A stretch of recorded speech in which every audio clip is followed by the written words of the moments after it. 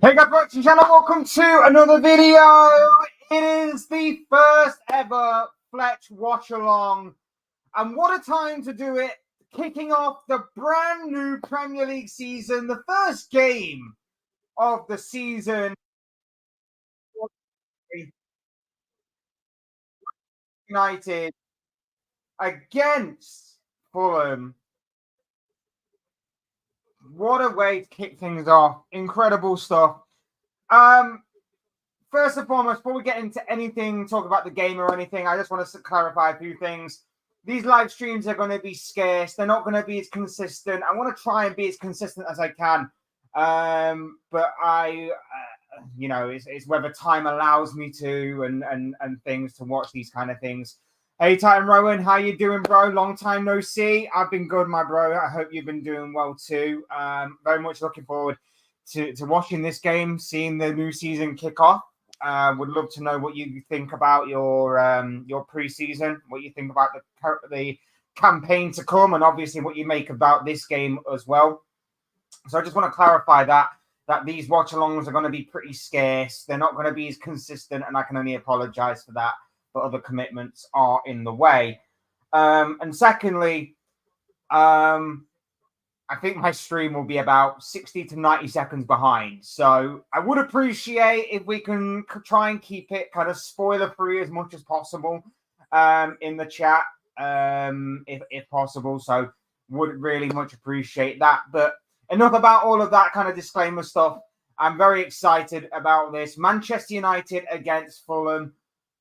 Not exactly the best as a Liverpool fan to be watching, but you know it's a brand new season, a new campaign, a new chapter in the history of the Premier League is set to unfold before our very eyes tonight, and it begins with Erik ten Hag's Manchester United against Marco Silva's Fulham.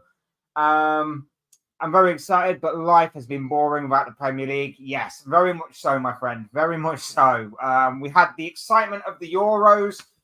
And then for like the past month or so, it has been very, very quiet. Even the transfer window has been quiet the most, and it's not exactly been the most exciting as far as what a football fan is concerned. Manchester United against Fulham then. What are we thinking, people? What are we guessing? What are the predictions for tonight's game? For me personally, look, I've said in my Premier League predictions video that I think Manchester United will finish in the top four this season. I said in my game week predictions that I think Manchester United will win this game by 2-1 today. And I said in my other predictions for the season that I think Manchester United will go on to win the Europa League. I really do hope that I am wrong on all three accounts. As a Liverpool fan, I pray that this is going to be another train wreck of a season as far as what Manchester United are concerned. But if I am to be honest, if I am to be neutral and I am to be fair, given what I have seen from the outside looking in at Manchester United in terms of who they've signed, in terms of who they've appointed in various positions, whether it be in the backroom positions, the coaching positions, or even in the making decisions kind of positions. I like what United have done, and I've remained consistent in saying that all summer. I think United are finally acting like a big club. I think United are finally starting to move forward into a modern day era. It's taken them long enough, and I'm not saying by any stretch of the imagination that they're going to be challenging the likes of Arsenal and Manchester City to a Premier League title this year. But I do think that they are going to be a side that is going to be a force again in the years to come. I do think they're going to be a side that is going to be back in the top four for next season, so back in the Champions League. And I do think they are going to be a side that is going to be tricky to play against once again. Does that mean Erik ten Hag is the right guy for the job? I still don't think he is. I don't think he's the right guy to take them towards Premier League titles and Champions League titles and things of that nature. But what I will say is that I do think United, he at least will lay the foundations. And I think in like a year or two's time, when someone else becomes available, when someone else emerges in that managerial pool of talent, I do think United will upgrade later on down the line. But that's for the future. This is for the here and now. Manchester United against Fulham. Where do you think Man United will finish in the Prem? I just answered that. Sorry, bro. Would have been perfect if I'd have led that entire monologue that I did with the question. But yes, I do think they will finish in the top four. Must have been a frustrating window for you Liverpool fans. I honestly like your manager. Yeah, frustrating. I kind of want to leave the Liverpool stuff till tomorrow. I will be doing a Liverpool Ipswich watch along tomorrow. So again, feel free to join me on that if you want to, but we shall see how that one goes tomorrow. Respect for you for saying United winning the Europa League, no bias. Look, you have the side to do it. You have the manager to do it as well. The manager's already proven that he is a cup-winning manager. 2 domestic cups in 2 years is certainly nothing to be sniffed at, no matter how much people want to disrespect the Carabao Cup in particular, but even the FA Cup sometimes gets a bit overlooked as not being a top priority, which I find completely ridiculous. So you definitely do have a cup manager to do it. You have the side to do it. You're probably going to be one of the biggest and strongest teams in that competition. You should have no reason why you can't go on and win that competition. Similarly to what Liverpool were having last year, but obviously we messed up against Atalanta. So there you have it on that. FSG out. As a United fan, I respect your club and history. As much as there is rivalry, I guess on some level, I guess both fans do somewhat respect each other. So I completely get your point on that, bro. 100% completely get your point. Before we talk about Fulham, like I say, I would like to remind you all to please like the live stream, subscribe if you are new. Both things are always greatly appreciated. And like Titan Rowan is right here, would appreciate you all getting involved in the chat at various points tonight. Like I say, it would help me.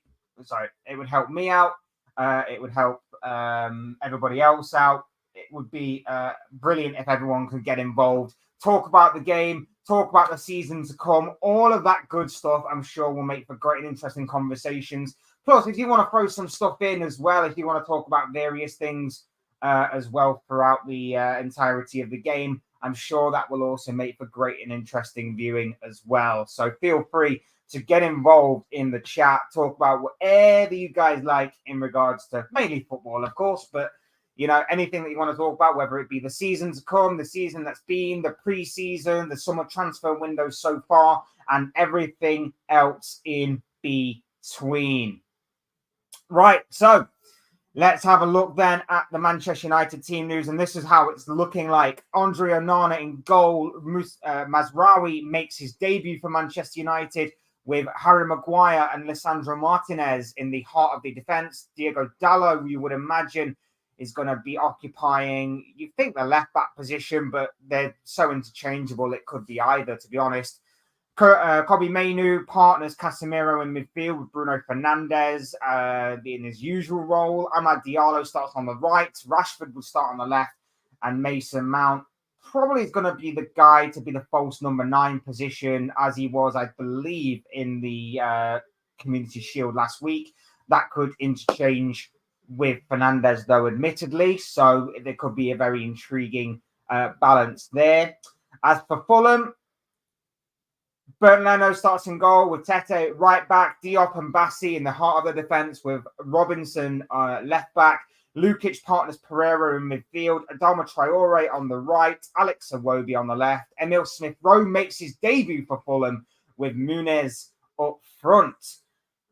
This could be a banana skin for Manchester United. Admittedly, this very, very well could be a banana skin for Manchester United. It's the opening day of the season. If there's ever a time to play any of the big boys, it has to be the opening day of the season. You could potentially catch them cold.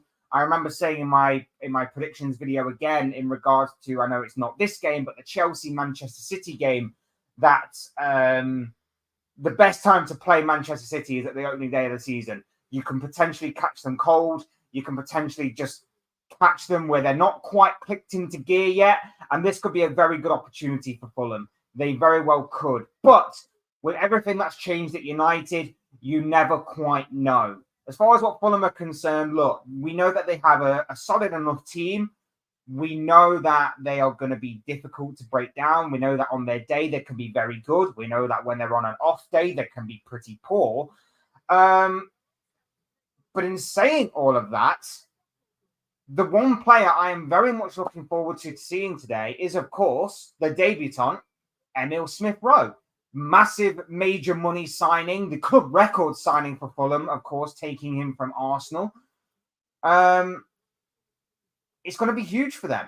It's going to be huge for them. It's going to be huge for him. It's a massive opportunity. I think if they can keep him fit, I think he could be a very underrated piece of business this summer.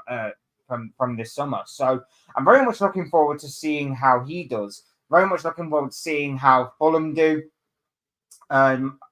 Robinson down that left-hand side is always going to be a threat. I think he's a very, very good player. Smith-Rowe, like I say, playing off of Muniz. Muniz also had like a very, very good end to the season during the last campaign. He hit a really good spell of form in which he was just scoring goals for fun. So it's going to be interesting to see if he can continue that kind of goal-scoring threat going forward. Adama Traore down the right-hand side. You know he's going to be box office in terms of how you watch him and what he does, but it's all about his end product. His end product is not necessarily the strongest. It's not necessarily the most consistent. So, yes, it's going to be very intriguing to see how he does as well. There's a lot there for Fulham to work with, and I'm very much intrigued by this matchup. I'm very much intrigued by this fixture, and I'm interested as well from Man United's point of view as well. How are they going to set up? Are they going to show something different to what we saw from them last season? I mean, they have to first and foremost, but are they going to do it? Were they right to stick by Erik ten Hag? These are some of the questions that are going to be asked about.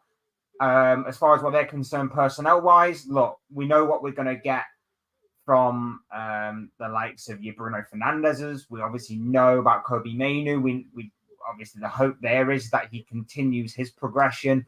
You've got Casemiro in midfield alongside him. We know about Casemiro. Is he going to be the same Casemiro as last season, or are they going to try and cover for what was seen to be his weaknesses of the last campaign? Is Marcus Rashford going to step back up to the plate this season after what was a poor campaign last season? There's a lot to come from him, of course. Amad Diallo has having to capitalize. He finally gets his opportunity. I don't know why it took them so long to realize that Amad Diallo is a right winger when they were persisting with the likes of Anthony and whoever else on that right. I know they played Garnacho, but I think Garnacho is more naturally suited to that left wing position, which again may beg the question as to why Garnacho isn't on the left and Rashford is. But you know, Amad Diallo finally gets his opportunity. I thought he looked pretty sharp and pretty threatening in that Community Shield game against Manchester City last week. So there is a lot more to come from this United side. There's a lot more to come from this Fulham side. I'm very much looking forward to an interesting battle here. And like I say, as far as what I'm concerned with Man United is that I personally think that they will be in the top four. And what I predicted of Fulham is that it's pretty much a comfy mid-table finish for them as far as what I'm concerned. I think I put them around about 12th. I can't remember off the top of my head specifically, but I think it was around about the 12th position. And I think a large part of that will be down to Emile Smith-Rowe. I think that he could be a very underrated piece of business. Just moments away from kickoff. Mazraoui, interestingly, wearing the number 3 shirt and looks to be taking his position at right back. So it does look like he will be right and Dalot will be left, which is interesting considering he's wearing the number 3 shirt, normally associated with left back.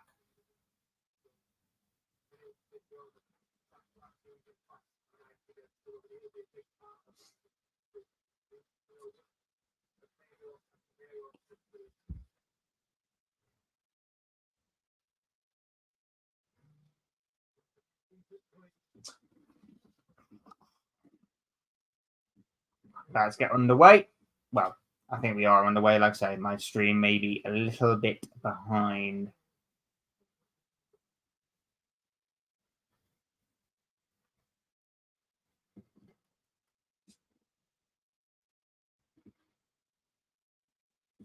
Here we go then.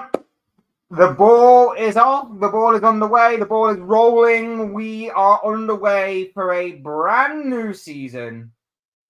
Manchester United against Fulham. Like I said, I've gone with Manchester United to win. I've gone with a 2-1 win to the Red Devils. Would love to know what you guys are thinking. Your predictions, please, people. Would love to know what you guys are thinking and feeling in the chat. Could have been it. Oh, he's offside. I think he was offside anyway. I was about to say Rashford almost in with an early opportunity there, hitting the ball over the top. Yeah, he's miles off. He's miles off. Miles off. What are we thinking, people? What are we predicting here for Manchester United against Fulham? Like I said, I've gone with 2-1. I think that it will be a typical sort of opening day fixture. I think there'll be plenty of mistakes. There'll be a bit of rustiness. I just think it will be a case of get the 3 points by any means necessary. It doesn't have to be pretty. It doesn't have to be perfect.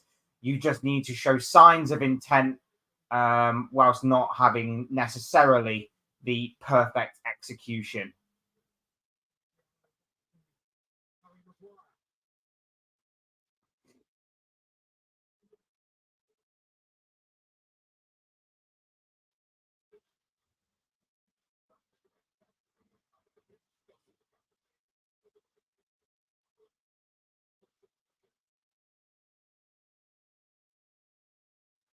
Played a bit of keep ball here, Man United. Onana, going to be a big season for Onana as well. I didn't even mention him when I was talking through the Manchester United players. He needs to improve. He needs to very much improve this season. You know, the strange thing is that Onana, I don't think was necessarily that bad in the Premier League. I think a lot about the perception of Onana obviously fell in the Champions League, where he basically was the main reason why United got knocked out of that competition in the group stages. But yeah, he was obviously the main reason why that happened.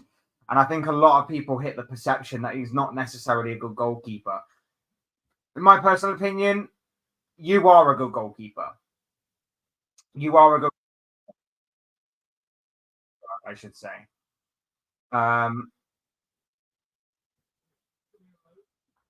And the reason why is just simply for the reason that you don't go from being one of the best when you're playing for Inter Milan to being terrible to Manchester United. And even when he made some mistakes, yes, he did make some mistakes. He holds his hands up and his gloves up, and he says that. Even so, it's going to be telling this season whether or not that's the case or not. So we shall see. We shall see. Just gonna check my bets here. See how we're doing.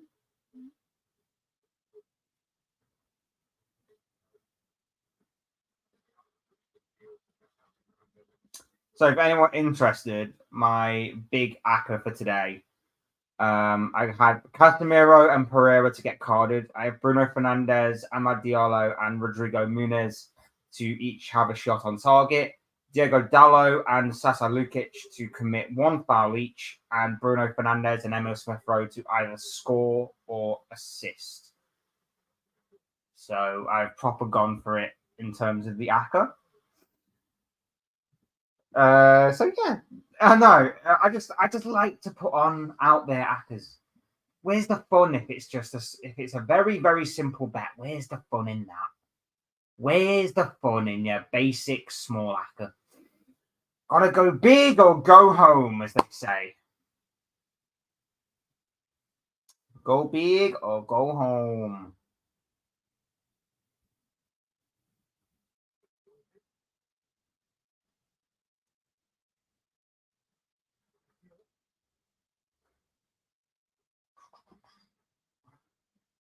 Fulham working it down the right-hand side as we speak.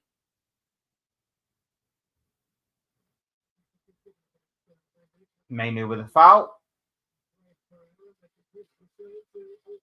Mainu with the foul, and Fulham have a free kick in a pretty dangerous area.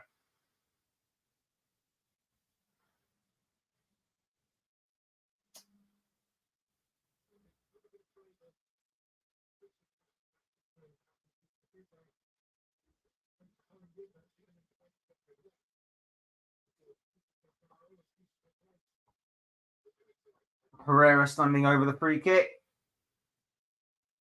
I've never rated Andreas Pereira. Never really rated him. Formerly Manchester United, of course. So, again, would be interesting if he was to have a say in this game, of course. Never really rated him there, I'd say. Taken short, crossing to the middle, and Onana catches with ease.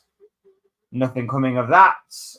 And Man United going to try and spring a counter-attack. Long throw out, finds Mazraoui down the right-hand side, checks back, plays it through to the middle of the pitch, and Man United can build from just inside the Fulham penalty area, inside the Fulham half.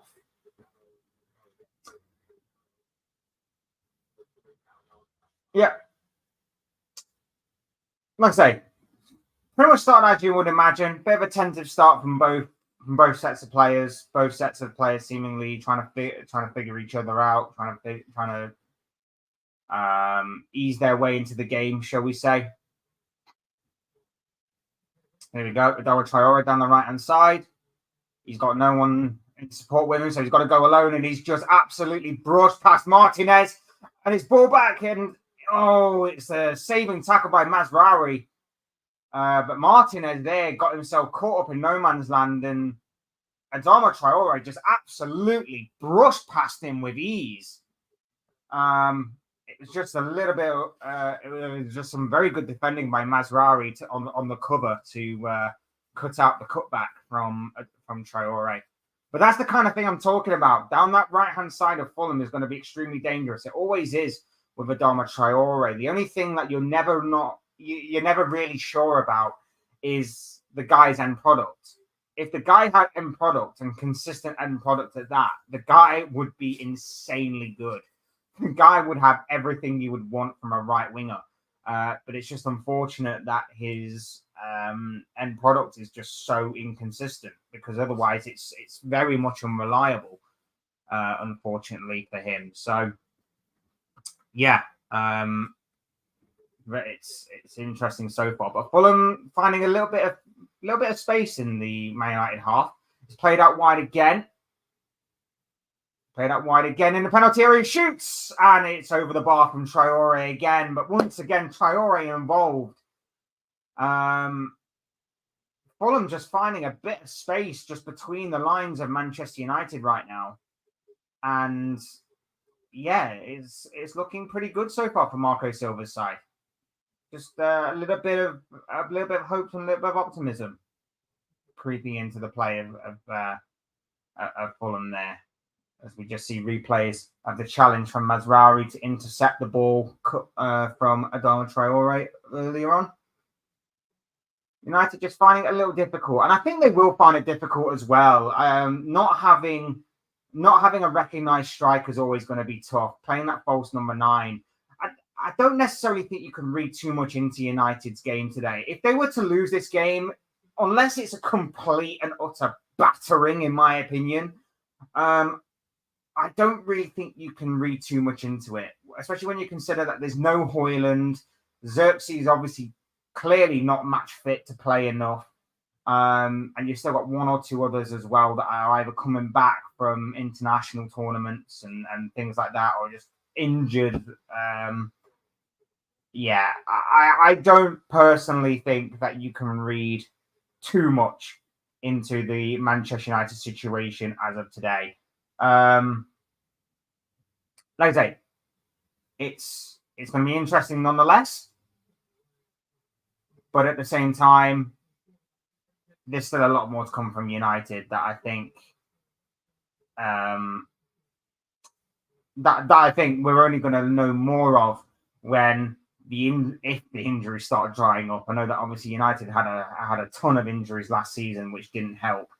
But that's only going to be recognised there as Maguire is penalised for a foul on Muniz, and I think Kobbie Mainoo is down as collateral from the challenge from Maguire. Muniz rolls into Mainoo, and he was down for a bit, receiving a little bit of treatment, but he seems to be back up on his feet now and ready to go.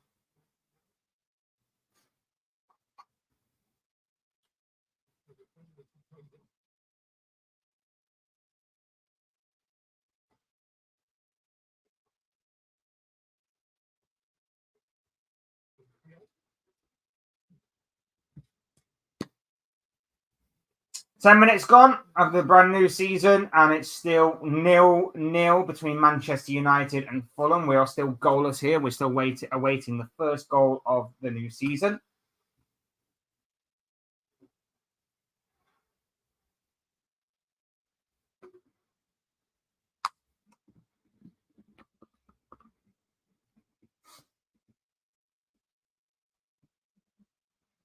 United with some pretty safe possession on the halfway line. Alessandro Martinez, he's going to be massive for United, I feel, this season. The way that United want to play out from the back, he's going to be massive because he's different to what any of the other defenders are at Man United. Confident and competent on the ball. He's going to be huge for United as a cross goes in and is easily gathered by Bernd Leno. He's going to be he just has to stay fit. That's his only issue. A lot was made about, oh, Martinez is only like 5 foot nothing, 5 foot this, 5 foot that. And who cares? Who cares? He's still a very, very good defender nonetheless. And the reason why, just because he's intelligent. He's very intelligent. Here's Marcus Rashford, though, running through. Oh, it's gone down in the penalty area. Referee says nothing doing. I'm sure VAR will have a look. This could be interesting. The first maybe bit of VAR of the season.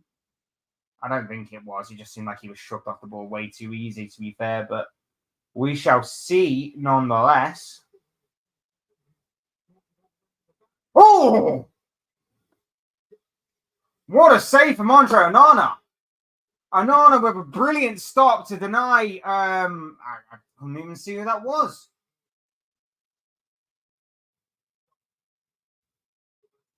I couldn't even see who that was. It's not a penalty. They're just showing the replay of the penalty.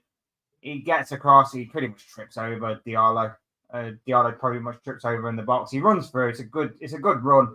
But in the end, I think he's really looking for it. And it's a decent long-ranged effort by Tete. And it's a very good stop by Onana.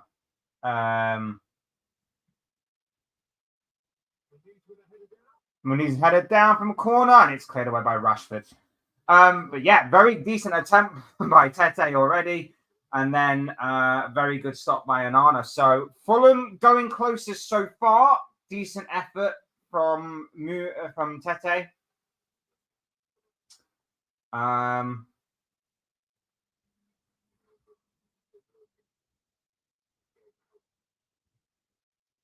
But yeah, Fulham will be encouraged by this start. Fulham will be very much encouraged by this start. United, it's been a bit slow. It's been a bit restrictive so far. They've tried to get out of their own area, and it seems the only way out is through the wing positions, with obviously not having a natural number 9, as Rashford goes down the left wing and is eventually crowded out by 2 Fulham players. But he has won a free kick to his credit. Andreas Pereira with the foul, which is, I think, decent for my bet. So that's at least one leg of my bet down. Was it Pereira? Yeah, it's Pereira. Of course it's Pereira. Pereira naturally. Oh no, wait, it's not even one bet. I had Lukic to foul. I had Pereira to get carded. Well, may put it in good stead for the long run. But yeah, Pereira going to pick up a fair few fouls this season, I believe, as he did last season. We'll get darker in this room, just realised. Only problem.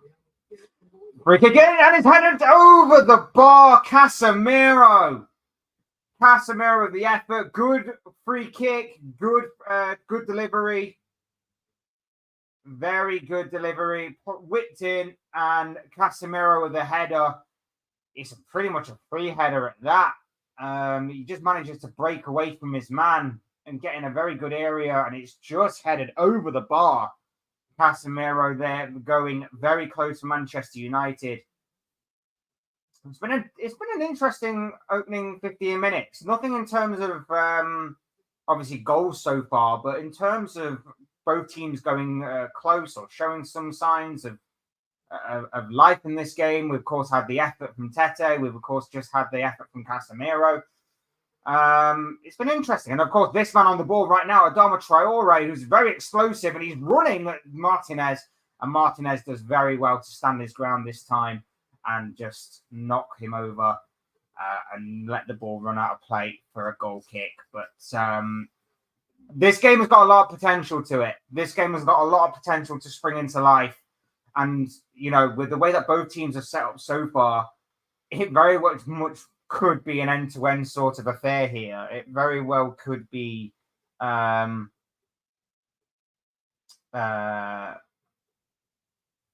very well could be a very interesting affair, whether it's going to be for United or whether it's going to be for Fulham.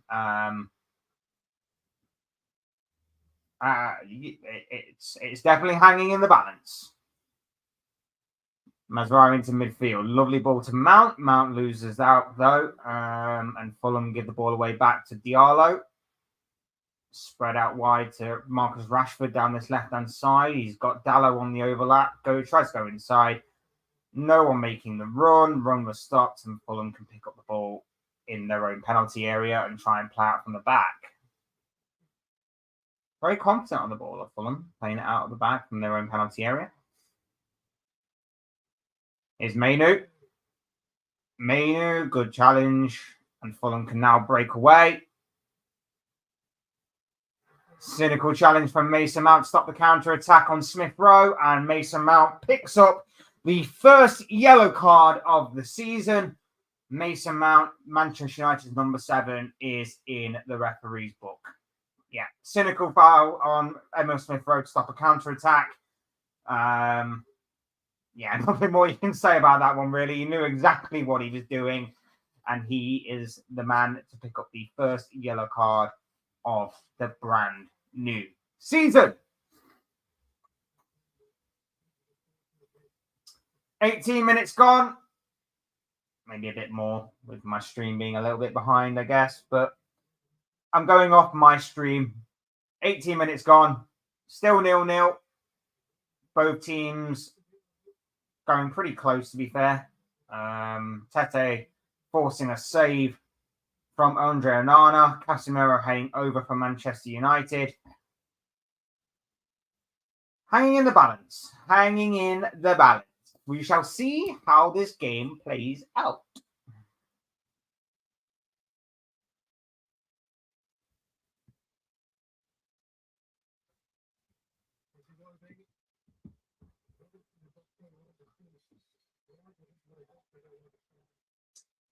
Offside there against Fulham. Man United will take a free kick.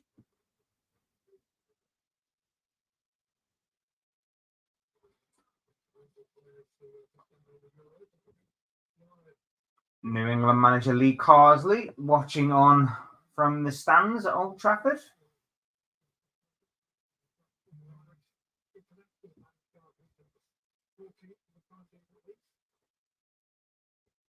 Yeah, I just noticed it will get a bit dark in this room, so may have to switch the light on later, and that could make the picture and distortion look horrible. We'll cross that bridge when we come.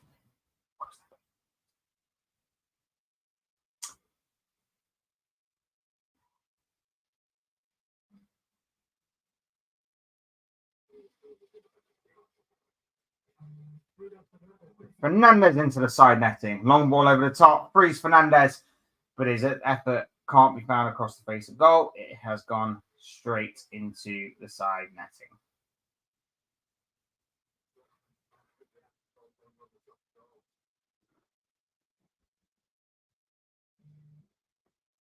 Still 0-0.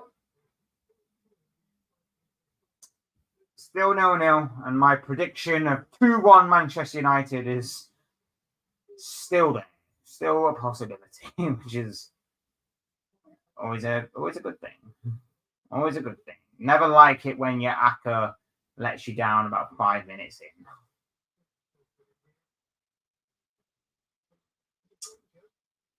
Harry Maguire finds Mazraoui. Mazraoui down the right hand side. Diallo. I mean, very interesting battle between Robinson and Diallo. Both like to attack. Both like to get forward. Is Diallo going to trap Robinson when he goes one way? Because we know obviously Robinson will go up and down that left wing all day, every day. So it's going to be a very interesting battle between those two, especially when Diallo does decide to cut inside. And are they going to try and double up on him? What's going to be the situation? I mean, you can clearly see that United are missing a vocal point in that attack. They are going down the wing. They are trying to venture down the wing, but eventually Fulham are just crowding them out 2v1. And United are really struggling to find an avenue in the centre to go down. Fulham, ball gets whipped in, headed away easily and comfortably by Maguire. And the ball finds its way to Mount, who finds Rashford, but his ball to Diallo just about gets there, and he can find Kobe Mainoo, and United can pick up some safe possession.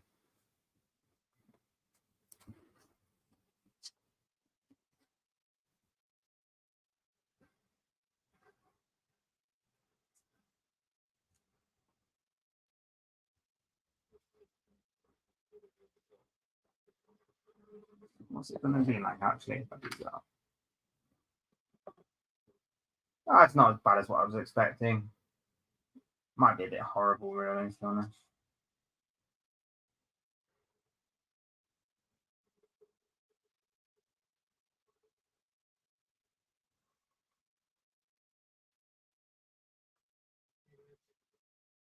Might be something I need to look at for future reference. United looking to carve Fulham open, and again, their attack is thwarted. Fulham come away with the ball, and it's with Robinson. And looks like Traore is now switched over, or at least temporarily, onto the left-hand side. Halfway through the second half, it is 0-0 Manchester United Fulham. What have you made of the game so far? Would love to know what you guys are thinking in the chat. It's not exactly been the most entertaining game in terms of a ton of chances, but like I say, Fulham have gone the closest. Manchester United have also had an attempt. Casemiro's header over the bar.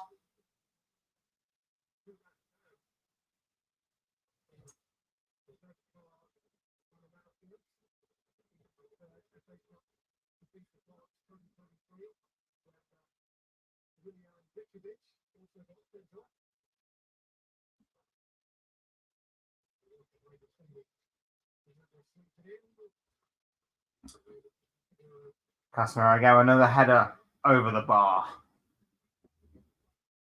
Oh, she wrote on that one. But he's seemingly determined to get ahead of goal today.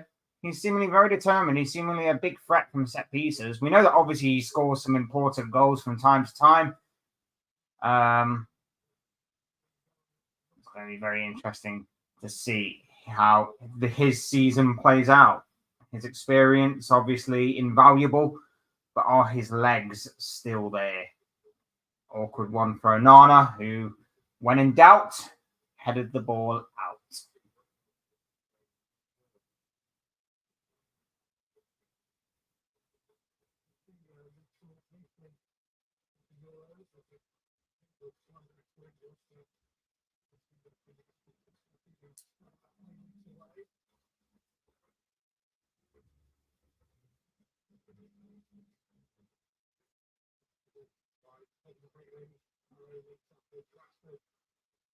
Nice bit of play from United there to play their way out of trouble. Oh, that was a poor challenge, and it's going to be a yellow card. Yep, yellow card for Calvin Bassey. Yeah, poor challenge there on Mason Mount. Rightfully so. If the Mount one was going to be a yellow card, that one definitely was going to be a yellow card as well. Nice to show a bit of consistency from the referees very early on. Bassey picks up a yellow card. I was going to have Bassey as a yellow card as well. Fantasy football, by the way. Fantasy football, I will mention this. For me in particular, I have Emil Smith Rowe, but he's on the bench. But I think Bruno Fernandes I put as my vice captain for this weekend. So hopefully he does actually do something for me, which would be very nice. Very nice way to kick off the season. I'm one of these people with fantasy football, right? It's like every year I look at it and go, I don't think I can do no better. And then it ends up I can do better. It's a decent cross swung in. It's very well defended. Very well defended by Fulham indeed. They haven't quite got it away though. Ball smacks off Dallo. Dallo brings it back in. Mainu lays it off. It's back to Casemiro, who shoots again and it's over from the Brazilian midfielder. Very well worked by Manchester United. Very good ball into the box to obviously start this whole thing off. They win the ball back very well, and then they work the ball from left to the centre. Casemiro then is lined up to shoot, but he blazes it over the bar. But yeah, just on fantasy football, hoping that obviously Bruno Fernandes does something for me today. But yeah, I'm one of these people that doesn't necessarily see how much he can improve on his fantasy team. And then it's proven that I just make the wrong decisions. And the least said about the way I did fantasy football last year, the better. Because no matter what I tried last year, no matter how many subs I made and transfers I made last year, it was all wrong. I don't know how many times I managed to get it all wrong last year, but I did. I'm hoping for better this time around, though. Really, really am hoping for better this time around.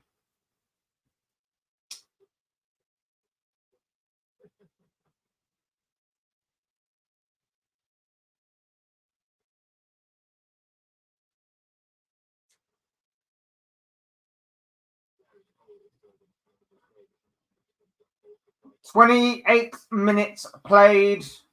Manchester United 0, Fulham 0. We are still awaiting the first goal of the 2024-25 season. United, though, have shown signs that they're getting more and more into the game. They're seemingly neutralising Fulham in the areas that they were seemingly vulnerable in before. Adama Traore has been quiet for the past 10 minutes or so. United seemingly growing into the game. There's still a bit of a giveaway by Leno, and it's through for Fernandes, who shoots, and it's saved by Leno. Almost 1-0 there to Manchester United. Mix up in defence. Leno gives the ball away. It slipped through to Bruno Fernandes, and from close range, he just couldn't put it past the Fulham goalkeeper. The German stood tall to deny the Portuguese attacker in what has been the closest attempt at goal so far by any team. And really, I think with Fernandes' caliber, I think he really should be putting that into the back of the net, in all honesty. So, I think that's a big missed opportunity there by my United and by my fantasy team, who I was just talking about as to saying, Fernandes is in my team, my vice captain. Fingers crossed he does something. And then, of course, misses that. Typical. Just absolutely typical. Here's Mazraoui. United putting pressure on the Fulham half, but the ball is given away, and it's a foul by Casemiro on Adama Traore, and Fulham will win a free kick. But that was a huge let-off by Fulham. Yeah, poor pass out, just a lazy pass out by Leno. Played through. Bruno Fernandes tries the outside of the right foot to try and curl it into the bottom corner, but Leno stands tall to deny him. Fantastic goalkeeping after what was initially his mistake. United seemingly doing really well to win the ball back. They're seemingly neutralising Fulham. Fulham have just took their foot off the gas a little bit in the past 10 minutes or so. United really have come into their own a little bit more. Alex Iwobi's ball, not a bad idea, just a bit strong for Muniz to run onto. So that's one on target for Bruno Fernandes now.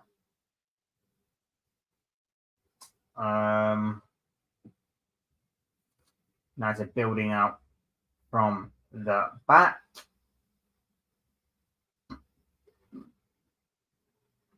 Onto the halfway line now with Mainu. Mainu plays the ball over, and United still have got safe possession with Harry Maguire and Lisandro Martinez. Half an hour gone. Manchester United 0, Fulham 0.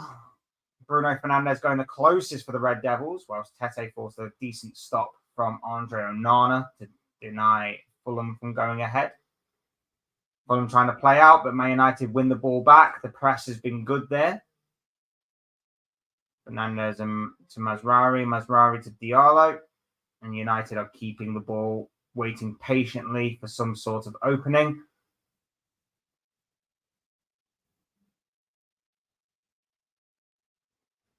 Ball slipped through down the left wing. Could be an opportunity developing here for United. Ball gets crossed in. It's just over the head. It's just over the head of Fernandes. It was a decent ball in. It was just a little bit high for the Portuguese attacker. Decent ball in. Question mark. Maybe he might have just been a fraction offside, but it was just over his head. He just couldn't quite get on the end of it. And Fernandes, again, very, very close to getting on the end of something there. The press is looking good from United. The press is looking much better from them than it ever did in the entirety of last season. It's got to be said. They look a bit more cohesive. They look a bit more together. It's still not perfect, manufacturing imagination, but it wasn't going to ever be perfect overnight or over the course of a single preseason. But you can definitely tell there are definite improvements there. And I saw that last week in the Community Shield as well when I said this, that United definitely look a bit more cohesive. They look more like a bit more of a unit, a bit more cohesion in the team, it seems. So, yes, there is certainly something there to work with United going forward. Ball gets played in, it's deflected, and it was Fernandes again. It just could not work it to a player. It was quite fortuitous how the ball fell to him. Mazraoui's ball was deflected into the path of Fernandes, and he just was crowded out by about 3 or 4 Fulham shirts there. But Fulham can't get out their own half. Fulham really cannot get out their own half. They're trying to play out from the back, but the press from United is just working so that they're making many mistakes. And again, they're a mistake. There was no control on the ball there. The ball tries to go long in the end, but it's blocked by Casemiro, who manages to fortuitously get a deflection off of the Fulham defender for it to be a Man United throw-in. And United continue to pen them back. Fortuitous again, little ball through, lovely ball. Oh, it's another fantastic save by Leno. It's another brilliant save from Bernd Leno. It was a lovely ball played through, and I think it was Rashford. It happened so quickly. Little ball played through, deflected into the path. It was Mainu's ball, deflected into the path. Layoff, lovely ball through, and it's Fernandes again. I thought it was Rashford. It was happening that quickly. It was Fernandes. It was a lovely ball played through to him. And again, Leno denies him again, leaving a big question as to whether or not my Premier League fantasy football curse has carried on over to this season. Because, you know, if I didn't have Fernandes in my fantasy team, would he have 2 goals by now? Probably. I'm not entirely complaining because, you know, it's United and I don't really care for them. But at the same time, I'd like my fantasy predictions to at least mean something at times. But there you have it. Fernandes has gone close on 2 occasions for Manchester United, and on both occasions, Bernd Leno has made 2 very, very good saves to deny the Portuguese international. So we shall see. We shall see. Still 0-0. I don't know how. Only Bernd Leno really knows how.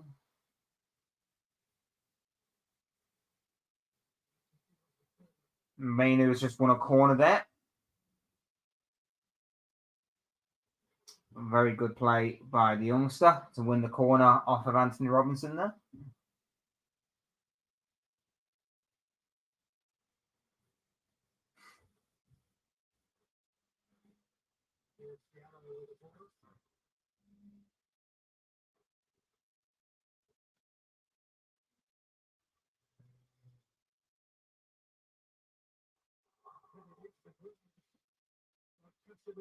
Casemiro again with another header.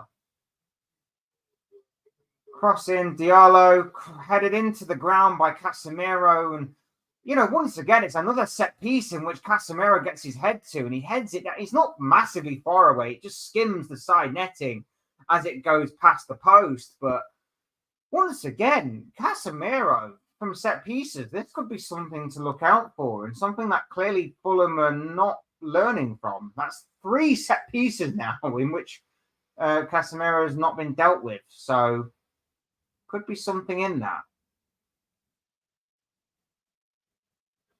United will start from the back with Onana. Martinez. 37 minutes gone now. Still Manchester United 0, Fulham 0 as we're approaching half time. We're still awaiting the first goal of the brand new season. Get involved, guys. Would love to hear from you all. Like the video if you haven't already. Subscribe if you're new and want to see more content like this. Both things always improve, greatly appreciated. Get involved in the chat as well. Would love to hear from you all about what you're making of this game, what you make of Man United's season, or even Fulham's season if you are a Fulham fan, or even if you are a neutral. Maybe you will have your say on either of these 2 teams, or maybe just anything about the season itself. I'm sure it'll all be greatly appreciated as to what you have to say, and will make for great and interesting reading, I'm sure. So please do get involved. Would love to hear from you all. United building patiently from the back.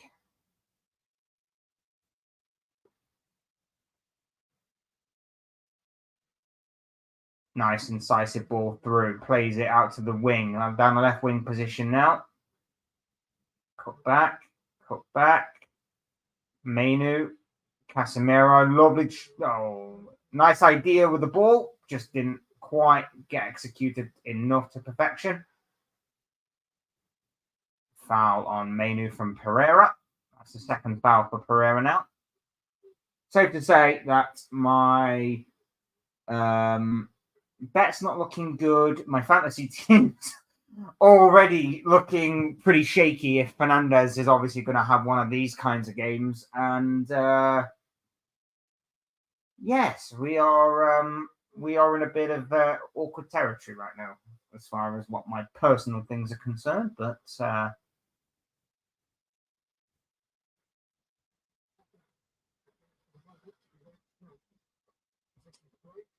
free kick delivered. Rashford manages to keep it in. It's gone from left to right, though. Played down the line. Mason Mount. Good defending. Decent defending enough, but United have won a corner.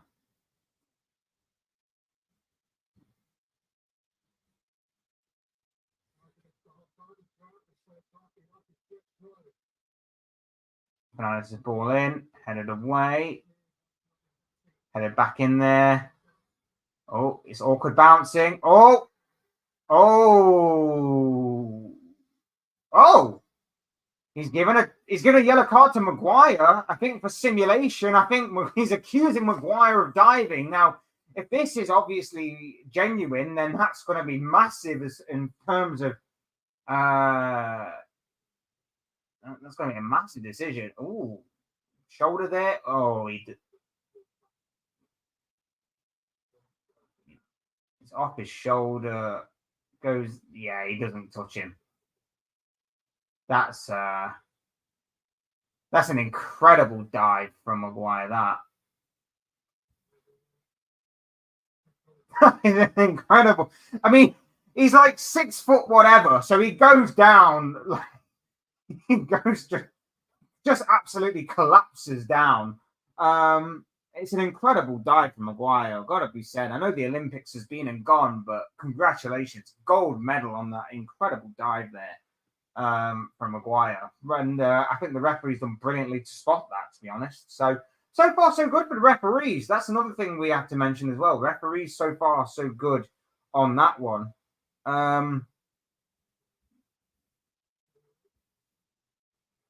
But yeah, so far, so good for the referees. I also think it's decent as well that they've got this VAR Twitter page now for instant feedback on certain decisions. That's going to be interesting to see how that plays out in the season. I think they've already put out a tweet talking about as Diallo fires over. Casemiro fires over. Sorry. That's going to be interesting to review as the season goes on. They've already had an explanation on why Diallo's wasn't a penalty.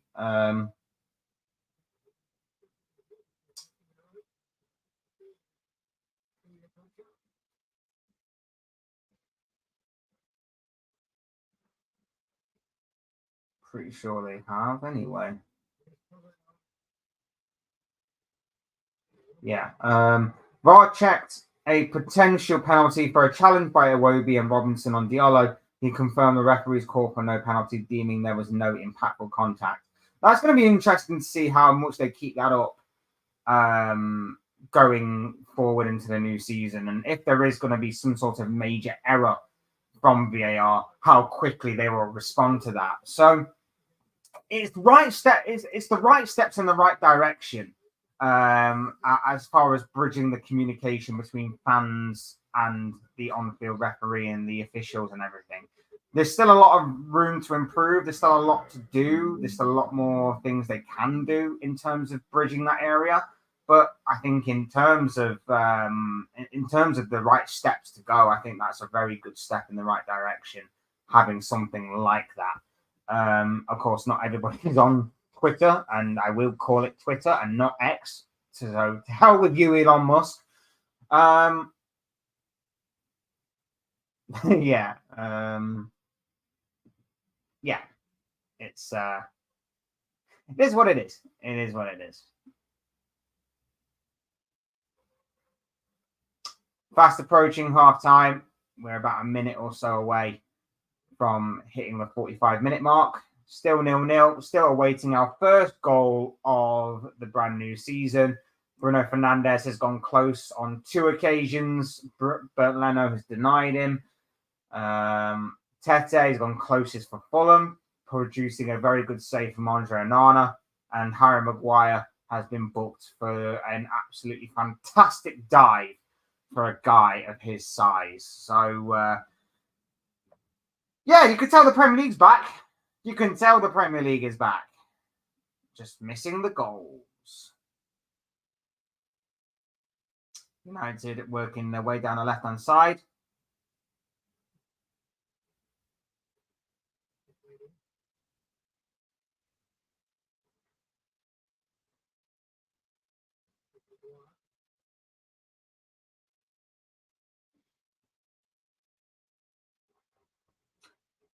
And eventually their attack fizzles out. And it's going to be a goal kick to Fulham.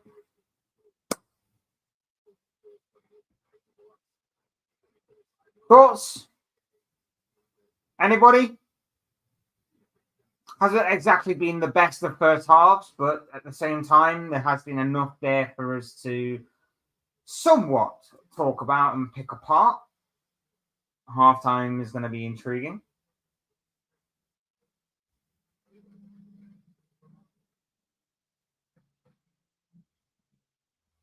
Only the 1 minute of extra time.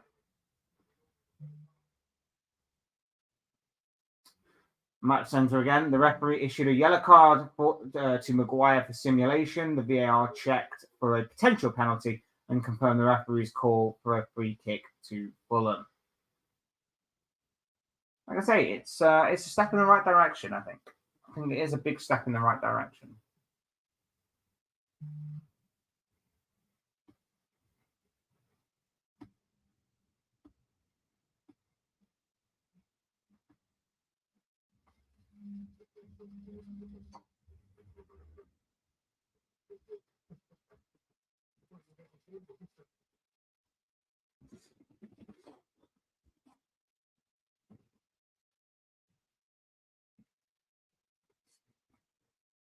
There we are. Half-time whistle.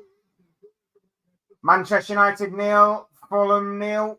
The first half of a brand new campaign plays out a goalless draw with Bruno Fernandes going close twice, but being denied on both occasions by the German goalkeeper known as Bernd Leno. And at the other end, Tete forced a great save from Andre Onana. 0-0. 0-0.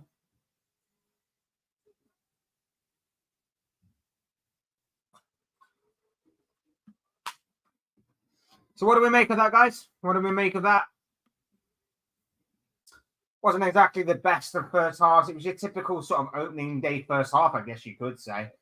A fair few opportunities, some mistakes in there as well. I think the way that obviously Fulham tried to play out from the back resulted in a few half chances, a few opportunities, and even a couple of them close ones for Manchester United in regards to Bruno Fernandes. So a lot to work on for Fulham. As far as what United go, I think their press has certainly been a lot better than what I've ever seen it under Eric Ten Hag from the past year or so. They seem to be a bit more cohesive. They seem to be working a bit more as a unit.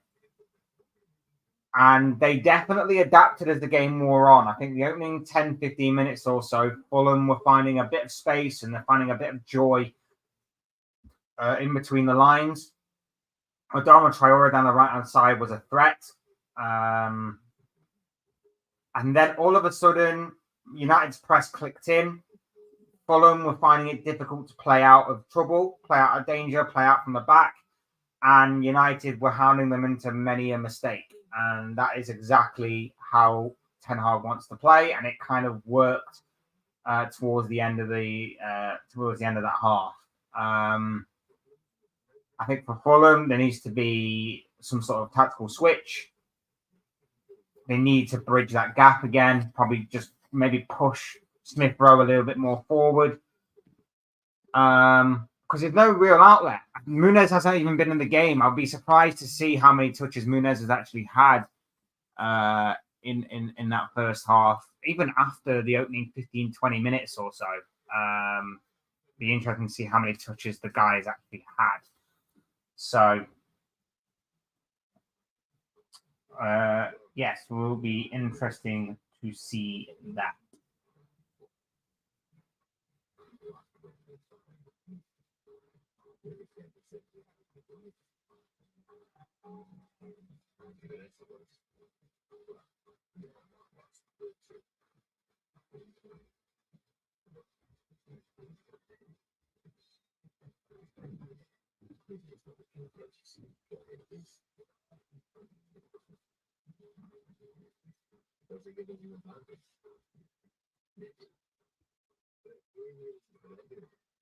For United, though, a lot there to be optimistic about. I said this last week when they played, obviously, City in the Community Shield. there's a lot there for United to be optimistic about in that game as well as this one. And what I will say is, obviously, it's difficult to see how far this can go. It's difficult to see whether this is just a blip, whether this is just a bit of a phase. But it's promising at the same time. It is still promising no matter what. It does show you that this team can do those kind of things that United fans were crying out for the past year or so, that United just simply were not doing. Mainly the pressing element, mainly the pressing as a team, mainly the covering for the people, covering the weaknesses of those in the midfield area in particular. Just shows you, obviously, how this can get started. And I think, as far as what United are concerned, the scoreline may not be the best, but they've at least shown signs off the ball that they are progressing. They've shown signs on the ball that they can progress. And the overall positive thing is they've shown that they can do it without having a genuine number 9 in attack. They've not got that. They've not got a genuine number 9. Fernandes is seemingly occupying that role. Mason Mount is sort of dropping in and out of that kind of false position as well. But there's a lot to be encouraged about. There's a lot to be encouraged about as far as what United are concerned there. They'll be a bit annoyed that they couldn't at least stick away one of the two Bruno Fernandes chances at the very least. But again, very good save from Fernandes, as the replays at halftime are showing those Fernandes chances. And I think the second one in particular, it's very close to him. But, at the same time, you're just thinking, maybe just a bit more of a clever sort of finish, maybe a bit more composure. Maybe he could have done something, because he just seems to, I don't know, maybe it's just too clean of a contact. Maybe a little bit more scuffed, and maybe it could have gone through his legs. Maybe it could have gone round him, through him, whatever. Yeah, it's interesting. It's very, very interesting.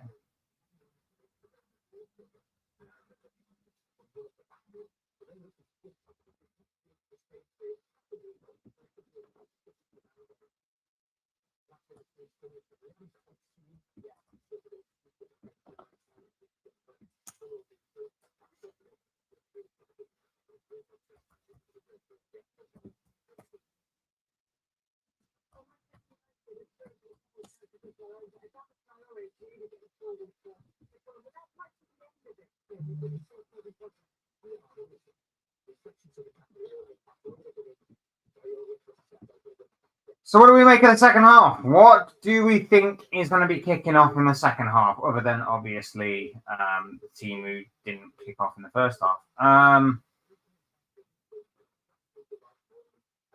I still think United go on and win this game. I think they've shown enough.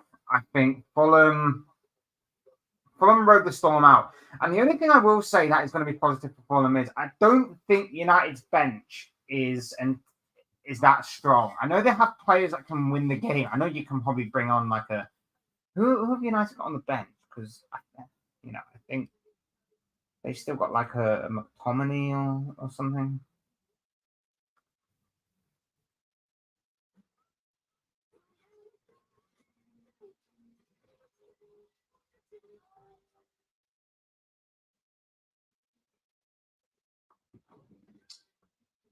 Just have a look at this a sec. You want to have a look at the Man United bench. De Ligt obviously on the bench. Evans, Collier, Ericsson, McTominay, Anthony, Garnacho, Xerxes. Out of all of them, I mean, Xerxes obviously unproven. Garnacho and McTominay, even though it's McTominay, and even though it's going to sound stupid, you would probably say that McTominay probably still could grab you a winning goal. He does have this seemingly annoying habit of finding important goals at times. So you could say at them too. Ericsson may have still a moment or two here and there as well. It's not looking the best as far as what game changers go, in all honesty. Like I say, Xerxes unproven, so we don't really know what to expect from him. It'd be interesting, though, to see to see him going forward and to obviously see whether or not he'll make his debut here tonight. Garnacho, like I say, probably going to be your main game changer. Depends on who he comes on for. I'd personally say Rashford, because Diallo seems to have this habit of springing to life whenever. Anthony, the least said about Anthony, the better. I'm surprised he's still there, to be honest. McTominay, like I say, has this habit of scoring goals and important goals at that. Ericsson could have a moment. Collier is seemingly a youngster. I don't know anything about him. Evans is, well, Johnny Evans. And Matthijs de Ligt, who I'm interested to see about him. I'm interested to see to see de Ligt in a United shirt. I'm interested to see how it takes to the Premier League. Hey Ballum, how you doing, bro? We're lovely to see you. Thank you for coming along. Hope you're doing well. We'd love to know what you think of the game so far. How close are you to Newark? Don't think I'm that close, dude. I don't think I'm that close at all. I don't know my geography that well, but I don't think Nottingham is close to Newark. Best league in the world with the most money. This is goalless. Not a good look for the Premier League. It's a slow start. Let's put it that way. Scott is tall and can score a goal. Yes, I was surprised to see EA Sports La Liga start yesterday as a Thursday. Believe both matches were 1-1. It's just a way of just getting more football in the midweek schedule. 5 changes, so we shall see who comes on for both teams. Absolutely. I mean, that's the beauty of having 5 changes now. The intensity is unmatched, and the 5 changes rule obviously helps towards that. Some managers decide to use full advantage of that. Some managers don't. We shall see. Either way, there are still a lot of injuries that go on, and it's going to be interesting to see this season whether the injuries do continue or not, because the injuries last season that were accumulating were astronomical and incredible, to say the least. So, yeah, we very well will see in regards to the situation there.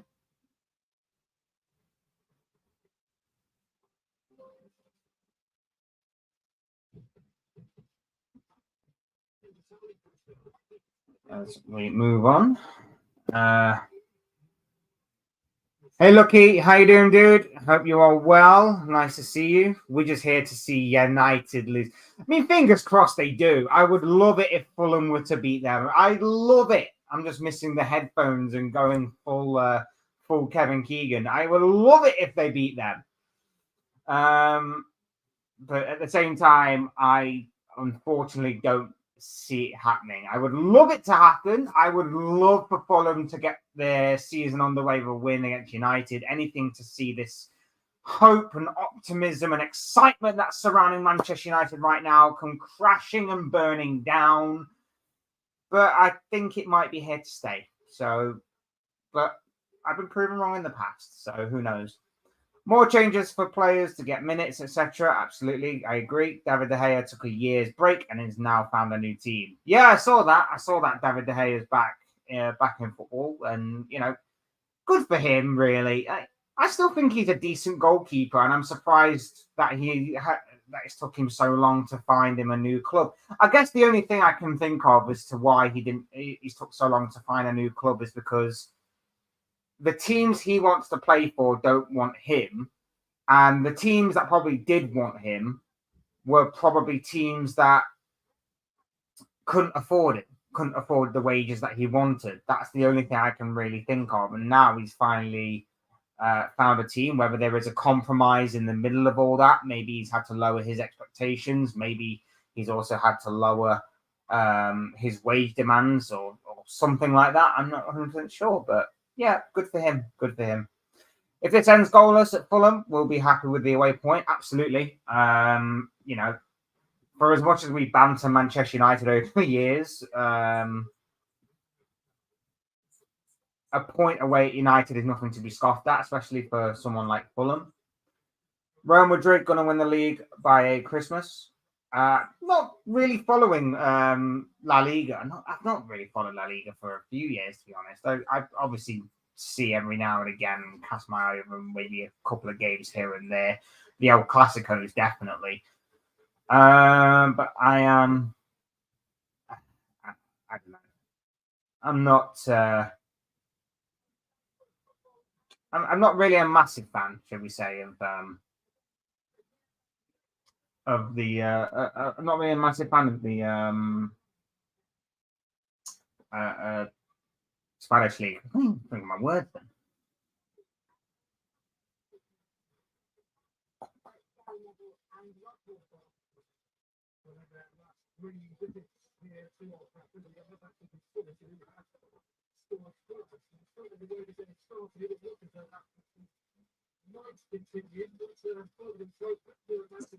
I'm hoping PSG managed to win. They're drawing 1-1 right now. I'm hoping PSG pull out a win. That would help my ACCA along its way very nicely. Yeah, we should see. I'm new here. Are Chelsea gonna who play in Fulham area allowed 30 new players every season? It seems that way, doesn't it? They are definitely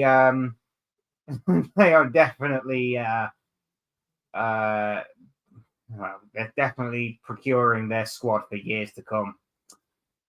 Bundesliga is second best league in Europe and world. Can Bayern win Super Cup against Stuttgart? Bayern being home at home helps.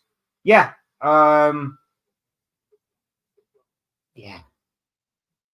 I'm interested to see how Xabi Alonso continues this year. Very much interested. The second half has just kicked off, by the way. But I am very much intrigued by Xabi Alonso next season. Big up Reds. I don't support criminal behavior, but let's go and kidnap Zubi.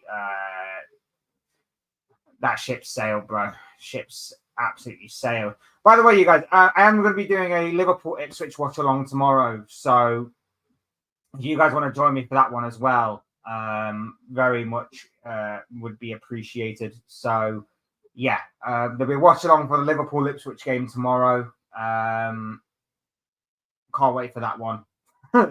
I say that now, and at the same time, I'm still not entirely confident that Liverpool will get the win, to be honest, tomorrow. But yes, that one should be very much interesting. So do feel free to come along to that one as well. It will be great to see you all there. Paris are playing. Who knew? Not many follow them. Yeah, absolutely. That league now is nothing because Mbappe's left. It's unfortunate and horrible to say, but that is the reality of the situation. No one is following that league anymore now that Kylian Mbappe's left. Now that all the superstars have left, there's no more Neymar, there's no more Messi, and now there's no more Kylian Mbappe. That league is done and dusted. As far as what everyone's because there was a moment there. Iwobi's cross blocked and behind for a Fulham corner. Is there a watch along for Xabi ball tomorrow? No, but there will be one for Liverpool. Liverpool yet to sign anyone. We are in the middle of August. It looks like we're only getting Mamadashvili. And that is it. Tomorrow we're cooking an Ipswich pie. I hope you're right, dude. I really hope you're right, but we shall see. 12:30 p.m. kickoff time in England, away to Ipswich Town, and one of their owners, Ed Sheeran, will want to get a win over me. Yes. It's going to be an interesting game tomorrow. Let's put it that way. I won't go too much into it. We'll obviously talk about it more tomorrow during the watch along. But yeah, we shall see. We are signing a goalkeeper only to loan away. I said it in the video the other day, dude, where I did it. I don't mind the idea of us thinking long term for a goalkeeper, but the complete oversight and the change in priority that the club has done in not now going to sign a new number 6 defensive midfielder to we need to now focus on this goalkeeping situation, which is arguably for the first time in a number of years not a priority in the slightest, whether it's our first choice or our second choice goalkeeper, is a complete joke in my opinion. But we shall talk probably a bit more about that tomorrow. We shall do the live stream tomorrow. And if we are to lose tomorrow, the meltdown, not just from maybe myself, but the meltdown from other Liverpool fans is going to be, it's going to be insane. It's going to be insane. So fingers crossed we don't have that. Fulham are on the attack here. It's another Fulham corner that we're going to be having right now. We have Yoros. He is okay, third choice. Yeah, I was impressed with him pre-season. I don't know how much you can really read into a goalkeeper's performance in pre-season. But yeah, I particularly was very. I was pretty impressed with him. I think he's going to be a solid third choice goalkeeper for the here and now, and maybe a couple of years down the line, like I say, which is seemingly the plan with Mamadashvili. A couple of years' time, Allison and Kelleher both move on. Oh, it's a header. It's cleared away. Fulham going close there. And eventually United, yes, foul by Traore on Dallo. And it's going to be a United free kick. So, yeah, we shall see. Liverpool will sell Bobby Clark, Sepp Vandenberg and others. I mean, money in helps. Yes, but we've also sold Carvalho and we've also managed to clear the likes of Thiago and Matip off our wage structure. And we've also got a 20% profit off of Dominic Solanke being sold by Bournemouth to Tottenham. The money coming in is great, but it's not going anywhere. That money is not being spent on the team. It's not being spent on the squad. But yet, things like ticket prices are rising for match day fans. Things like prices for shirts and things are rising for fans. So what the hell are we doing with that money? What the hell are we doing with all of these brilliant things we're supposedly doing off the pitch? And why aren't we recreating them on the pitch? It's ridiculous. And that's an annoying thing. I really, really, really, really, really, really, really, really, really want the away shirt because the away shirt looks beautiful. I really want the away shirt this year, but I don't want to give FSG my money, and so I can't buy it. And it's really, really frustrating me because I really want that away shirt. It looks so pretty. It looks so slick. But I don't want to give this really stupid ownership my money. That and the fact it's stupidly expensive, but mainly the principle of I don't want to give them my money. A Bayern winning any cup. You know what? I think for the first time in a long, long time, it's so difficult to predict anything to do with the German Bundesliga this year. I really do think it is probably very unpredictable, but that might be something for later on down the line as Adama Traore goes over from challenge of Marcus Rashford. Dangerous free kick for Fulham here.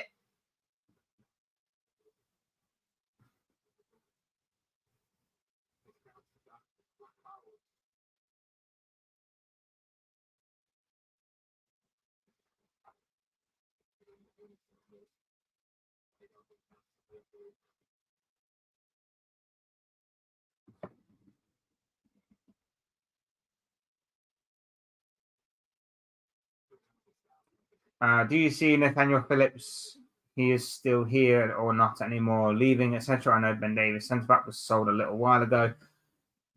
We should have sold after the season we had, where Nathaniel Phillips and Reece Williams were the end pairing of our incredible defensive injury nightmare. At the end of the season, which we finished third, that would have been the ideal time to have sold Nathaniel Phillips. As much as they were fantastic servants for the club, as much as it was incredible to see them, that was when their stock was the highest and was probably ever going to be the highest. Rashford finding his way through, and Mason Mount with a shot that is saved by Bernd Leno, and Leno denies Man United once again. He's having a really good game, the German goalkeeper. As United are taking their corner with Fernandez, the set piece taker. Ball crossed in, cleared away, but it's going to go only for another corner. Just very quickly on that. We should have sold Phillips and Reece Williams when their stock was at its highest after that season. We decided through sentimental reasons and as sort of a thank you to them that we should keep them. We kept them, and now they are probably worth a fraction of what we could have got rid of them for a few years ago. So, yeah, it is what it is. It is what it is. Unfortunately, as far as what they're concerned, but there you have it. Bayern Munich are 2-0 up, by the way, dude. Bayern Munich are 2-0 up against Fulham.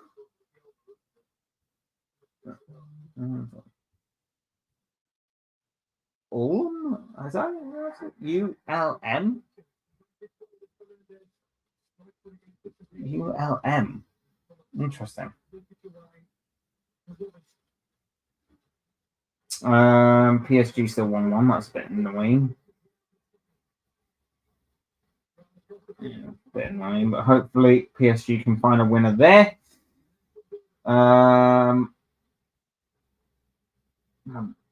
Nothing about my bets coming in, which is annoying.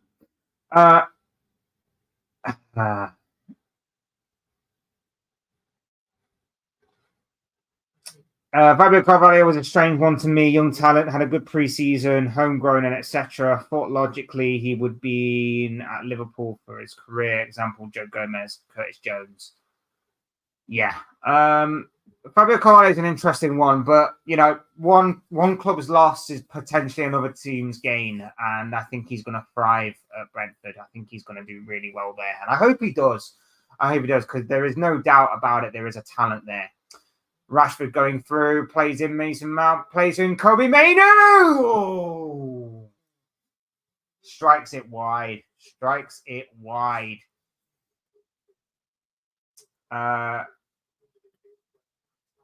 Bayern are through in the cup away in the German team. Paris, Marseille, Brest, Nice, and etc. are all the well-known teams. Monaco has some money because Monaco is a rich area. Yeah, Monaco were rich once upon a time, and it was almost like it was going to become a two-horse league in the French league. And then I don't know what happened. But they just ran really poorly, or what? I'm not necessarily sure what happened. Monaco they're not even close. Oh, very, very well taken. Fulham on the counter-attack. They've won it in a decent area. It's crossed in. It's a poor cross, though. It's coming right the way through to Adama Traore on the right-hand side. Stands it up to the back post. No one's there. Headed away. Only as far. It's crossed back in, but United should deal with it there. A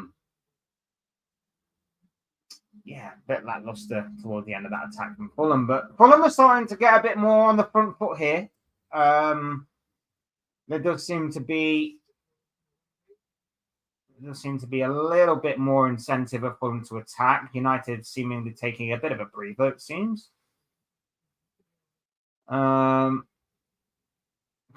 driving forward now, gets stopped, and it's out for a United throw-in. Monaco giving up chasing Paris. Yeah, so it seems. Like I say, I don't necessarily think they were exactly. It just didn't seem to be in the hunt for too long.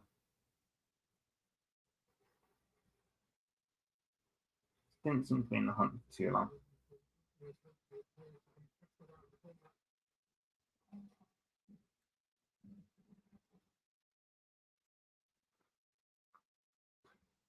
"2017 Monaco were decent." Yeah, was that the year they won the league with Mbappe? I'm assuming it was. Oh, looks like we're going to see another debutant in Joshua Zirkzee. Just seems to have been given his orders by Eric Ten Hag to get ready, and it seems that Garnacho may be coming on as well. And I think that was McTominay as well. It was only a slight glimpse, but I could be wrong. Raul Jimenez and other Fulham strikers are capable of causing problems. They have a Brazilian striker called Muniz. Yeah, Muniz is playing, although you wouldn't probably know. I don't think he's really been involved that much, to be fair. Jimenez could be a problem, though. A big physical presence up there could be a big problem for those United defenders. Leo should sell Jonathan David, you feel? Will be interesting to see who buys him. Wasn't he meant to be like the next big thing a few years ago? And nothing came about of him. 2017, Kylian was there, yes. Yeah, I thought so. Yep, Zirkzee is coming on, so it's going to be interesting to see, who he comes on for. I'd assume Mason Mount, to be honest. But it's also going to be interesting to see how he plays. We get to finally see Joshua Zirkzee in action for the first time in a Manchester United shirt.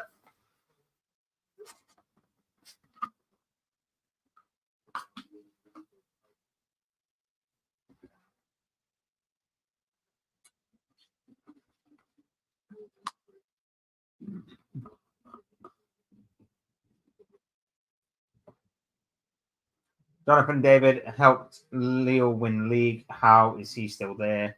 I will never know. I don't know, man. I don't know. Like I say, I feel like he was a guy that a few years ago was rated and seen as probably the next big thing. Nothing came about of his transfer. He stayed obviously there. I don't know. I genuinely don't know. Seems like Garnacho is coming on for Diallo, and Mount is the one to be replaced by Zirkzee. So straight swaps, pretty much there. Ahmad and Mount off, Zirkzee and Garnacho on. So this is going to be interesting to see Zirkzee now. This is going to be interesting because United finally now in this game have some presence in the attacking third through the central area. He's a big guy, very big guy, big physical, strong presence in that attacking area, which now United can play off. And it's going to be interesting now, obviously, with Garnacho, who likes to cut inside. The link-up play between them two is going to be interesting. We've obviously got Rashford on the other side who likes to cut inside. So this is now posing a very big and very new problem for Fulham to be able to handle. So it's going to be very interesting to see how Fulham react to this.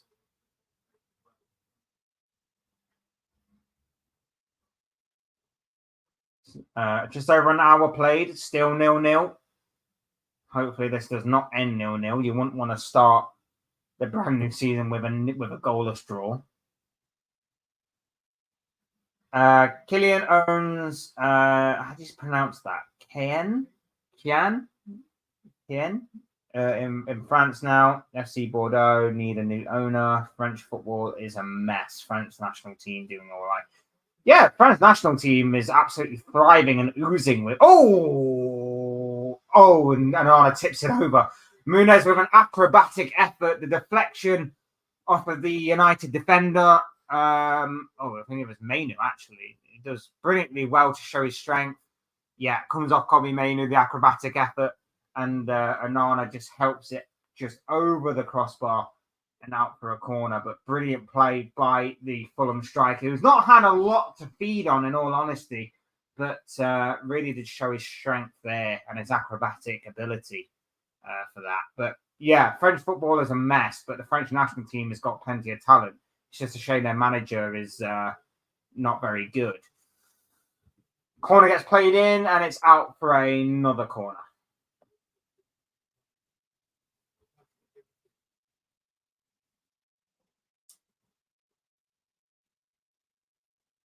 I think it's Pereira on corner duty. Into the near post, headed away. Still not properly cleared by United. Still bouncing around. Fernandes hits it away, and the deflection off Smith Rowe was carefully watched by Onana, let's say. Fulham are preparing to make a change. Emil Smith Rowe's debut is over. He's coming off. Probably best, really. I don't have quite the impact I thought it would in this game, but I think managing his minutes and managing his fitness is obviously going to be the starting blocks to hopefully rediscovering his form. And Tom Kearney is going to be replacing him. Who has the better stadium, County or Forest? I mean, County is historic. Forest is obviously more modern, especially given the fact that they are obviously in the Premier League. But both are very good stadiums, to be honest. Both are very nice. And Forest, especially with their fans as well, is insane. My brother's a County fan. I know plenty of obviously Forest and County fans, obviously living in the city. So, yeah, very interesting. Oh, mistake by Fulham here. Mainu is trying to get away, but Fulham reacts and win the ball back. Xerxes, though, forward through. Here's Rashford on the left-hand side. Good cross through, but no one is there in the centre. Decent ball in by Marcus Rashford, but no one was there. Xerxes had already tried to start the attack. He wasn't in the centre, and Fulham survived the mini scare. Liverpool women are home, where tickets will be available and not difficult to find. Will Captain Fletch do May the 4th Star Wars Day to go see Stadium? Very unlikely I'll be there. Let's go to any kind of Liverpool game. That's just my club. That's just my club. Men's game, women's game, it don't matter. It don't matter. Any team, any Liverpool team. Solid. Pretty solid. 65 minutes gone. 0-0. It's not been the best of the second halves again, not in terms of clear-cut chances, but here come Man United breaking away with Fernandes. His strike is blocked. Oh, and Fulham could now be on the counter. It's 2v1. He's messed it up. It was 2v1 and he messes up the pass. And he's offside, so he can't play that ball. Oh, what a mess up there by Fulham. That was a golden opportunity there, 2v1. And they've completely messed it up. Completely messed it up there. No, I can't say I have, dude. Can't say I've ever been to this. I saw Anfield first time September 2022 for a women's game against Everton. Nice to see Anfield in person. It's a lovely stadium. It's a lovely, lovely stadium. That, of course, has been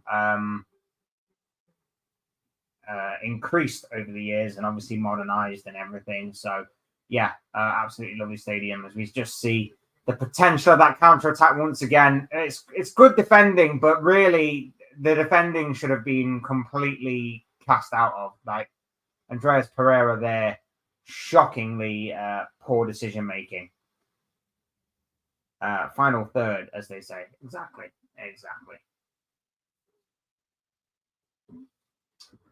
But that just sums up this game, really. That counter-attack sums up this game. This game has been hanging on the edge. It's been a little bit end-to-end at times, but it's just the final ball, the final pass, everything. It's just not been good enough. And to be fair, I kind of predicted that. I kind of predicted that it would be your typical opening game of the season where it's full of mistakes and rustiness and things of that nature. So I'm not entirely surprised, but it's still a little frustrating.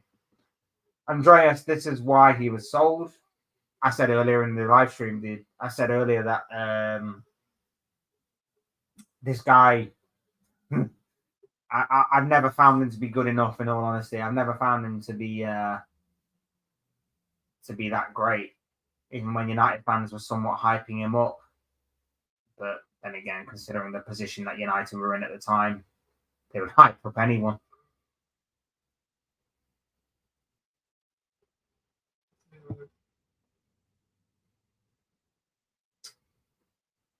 We still await our first goal. We still await the deadlock to be broken.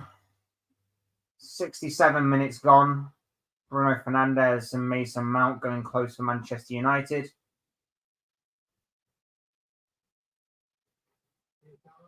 Muniz going close for Fulham in the second half. Tese forcing a decent save from Onana. Ball goes into the middle and it's headed away. Brilliant recovery by Robinson there to just knock the ball away for a Manchester United corner. Very well defended, very well covered there by the left back. Ipswich have a few decent players. They have great team spirit. Yeah, gone after with a shot, saved by Leno. Yeah, I think Ipswich's season is going to be similarly to what Luton's was last season. I don't know if you've seen my Premier League predictions video, dude, but I just think that Ipswich will have a lot of spirit. They'll have a lot of fight. They'll have a lot of energy. Their fans will travel home and away to watch them game in, game out. And they'll thrive off of that energy. But ultimately, I just don't think they'll have the star quality to survive, unfortunately. So that's where I see them going. Luton had a great team spirit and not enough quality. Exactly what I just said, bro. Completely agree.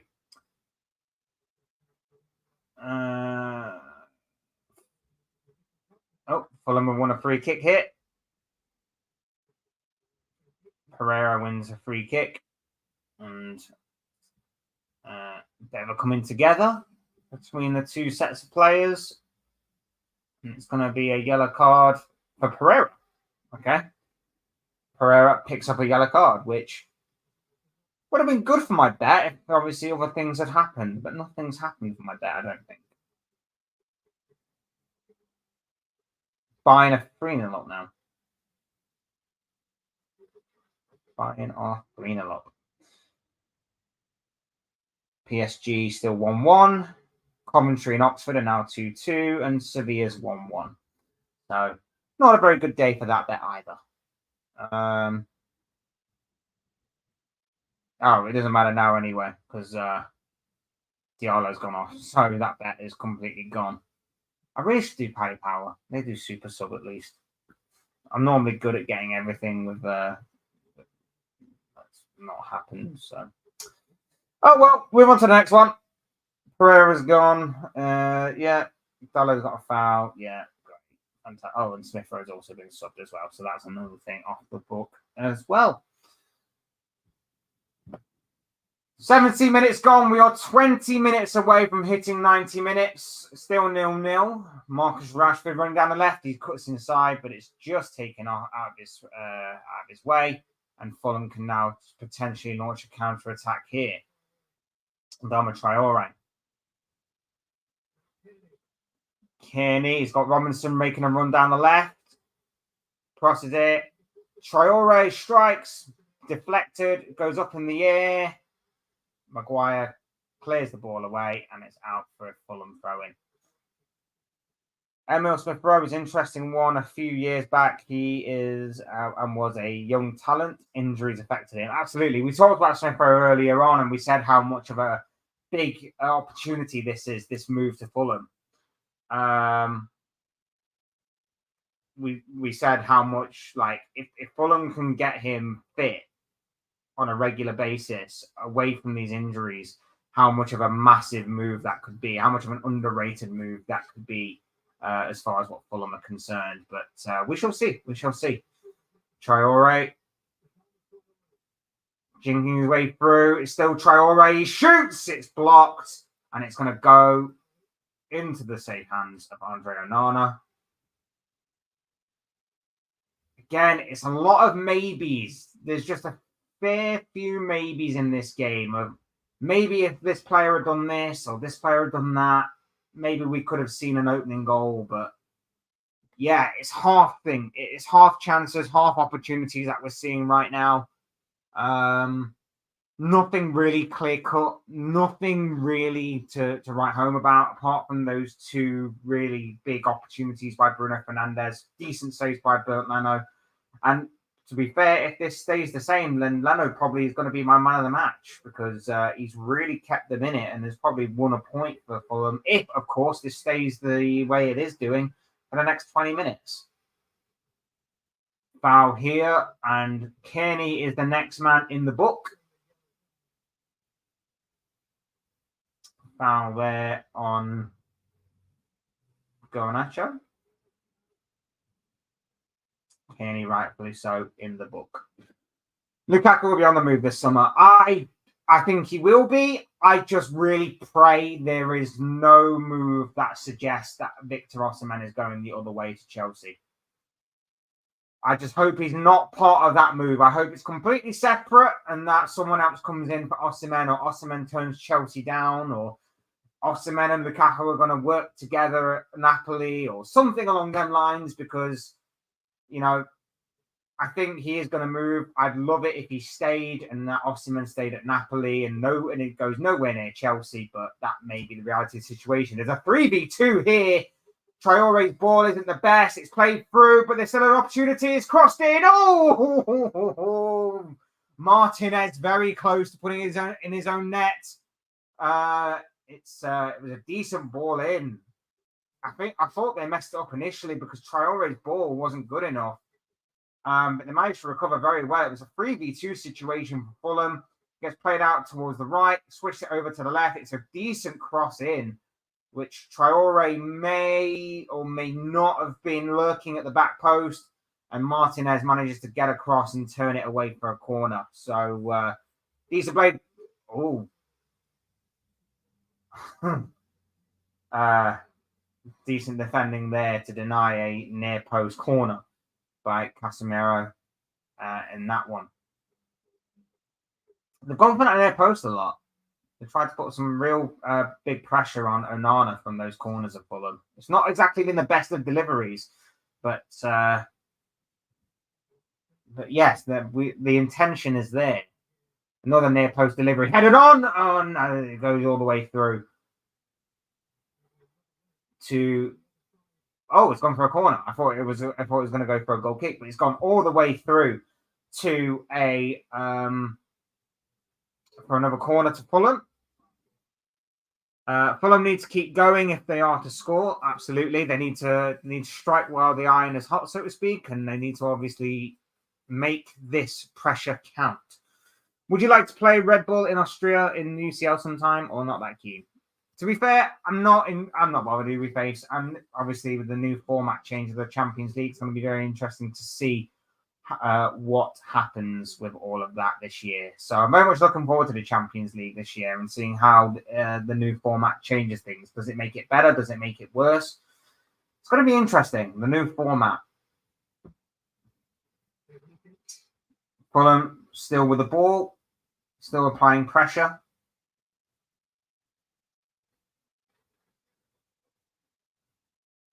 Like I say, man, Adama Traore is so frustrating. He's got all the pace, all the power, and all of that, but his end product is so inconsistent.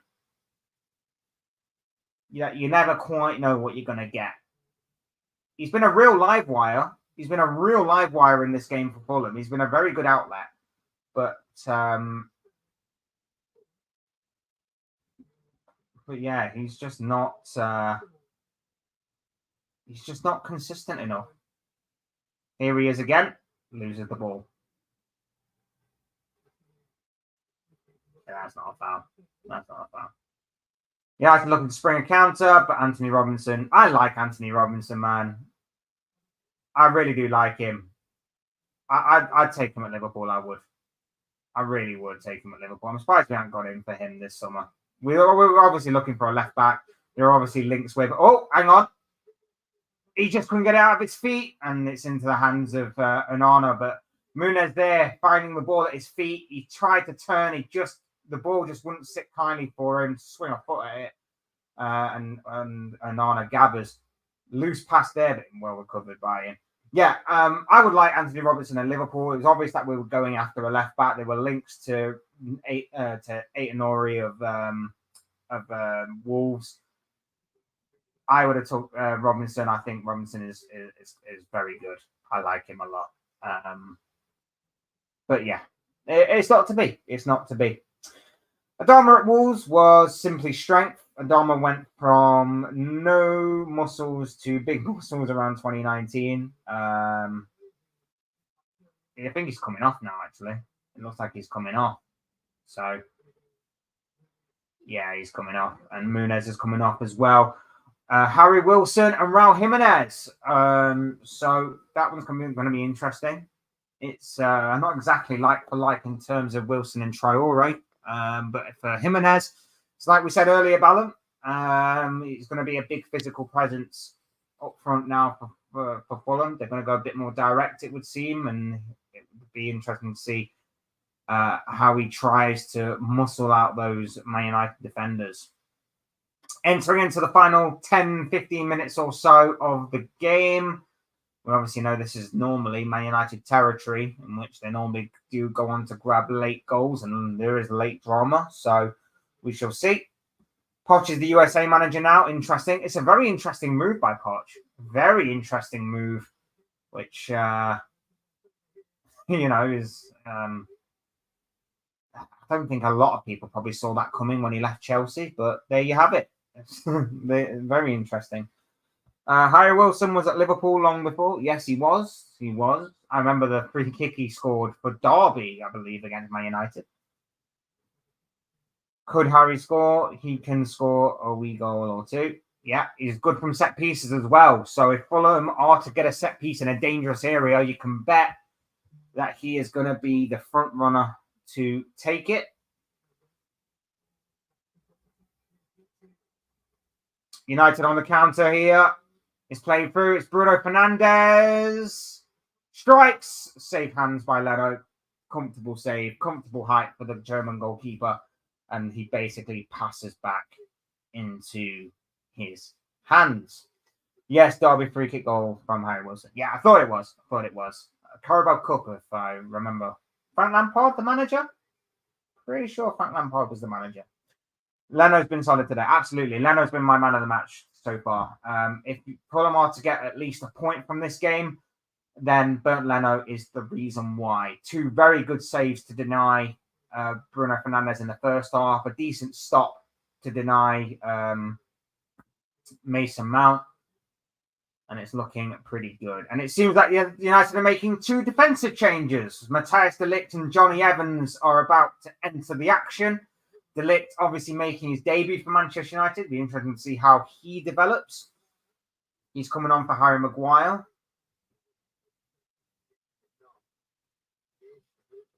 He's looking like he's limping, Maguire. So be interesting to monitor that situation. Even if it is Maguire, I mean, I'm sure United fans wouldn't want another injury to add to the list. And Mazraoui's debut is over as well. So Evans is off for him. So it may look like a bit of a reshuffle. It may look like Dalot will go right. Martinez will come out to the left. And De Ligt will now partner Evans at the heart of the defence. So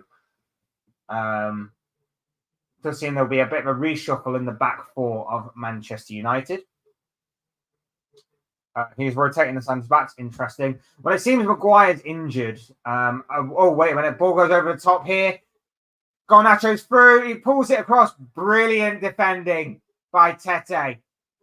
Brilliantly timed. Garnacho was in there. Ball over the top. He's running through. He's looking for Marcus Rashford at the far post. And Tete just about manages to stop his run, to take the sting out of the ball and to just guide it into the path of Leno, who gathers very nicely. Not a pass back, but certainly something that is well defended by the Fulham right back.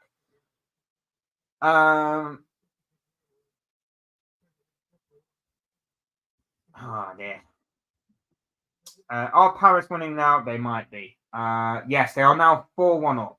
So it took them a while, but eventually Paris 4-1 up. Bayern Munich absolutely smashed their opposition by 4-0. Sevilla still 1-1. United obviously 0-0. And Coventry Oxford is still locked at 2-2.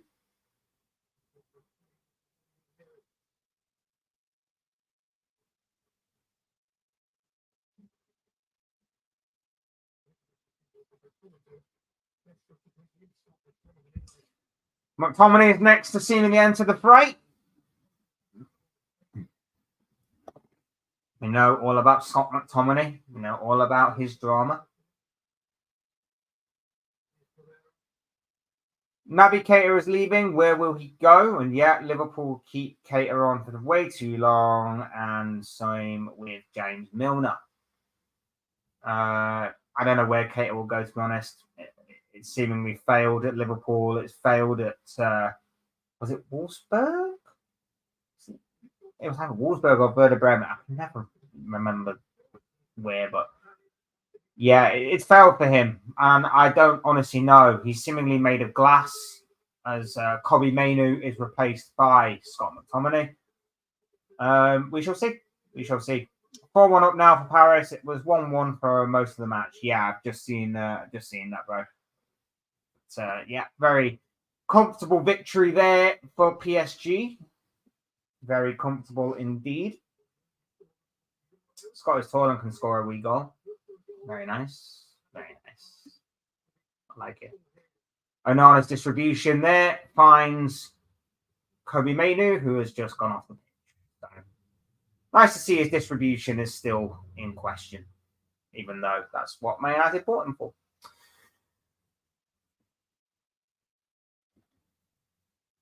"85 minutes gone. We are still awaiting the first goal. It looks like it's going to be a goalless draw, but as we know, you can never rule anything out with Man United because of the late drama that normally does follow this club. Injury time winners, injury time equalizers, and things of that nature. Injury time losses as well. Fulham have a free kick. Quickly taken, but easily gathered by Onana. Bit of a missed opportunity that for Fulham, seemingly. They didn't make the most of that free kick. Poor ball over the top. Onana gathers. I've really enjoyed this, by the way. I really enjoyed this. And again, thanks everyone for stopping by. If you have, hit the like button if you haven't already. Subscribe if you are new. Both things are always incredibly greatly appreciated. And like Lucky has, and Titan Rowan has, and obviously Ballum, get involved in the chat. Let me know what you guys are thinking and feeling about this game. Garnacho gets in a spin. Nothing doing from the referee. Play goes on. Fulham with Alex Iwobi. Potentially first Premier League of the season goalless draw. Liverpool have a chance to go even for a few hours if they win tomorrow. Oh, I'm worried about that game, man. I'm not going to lie to you. I'm a bit worried about that game. I genuinely am. It's got all the makings of a banana skin. It has got all the makings of a massive, monumental banana skin. And I'm very, very, very, very worried.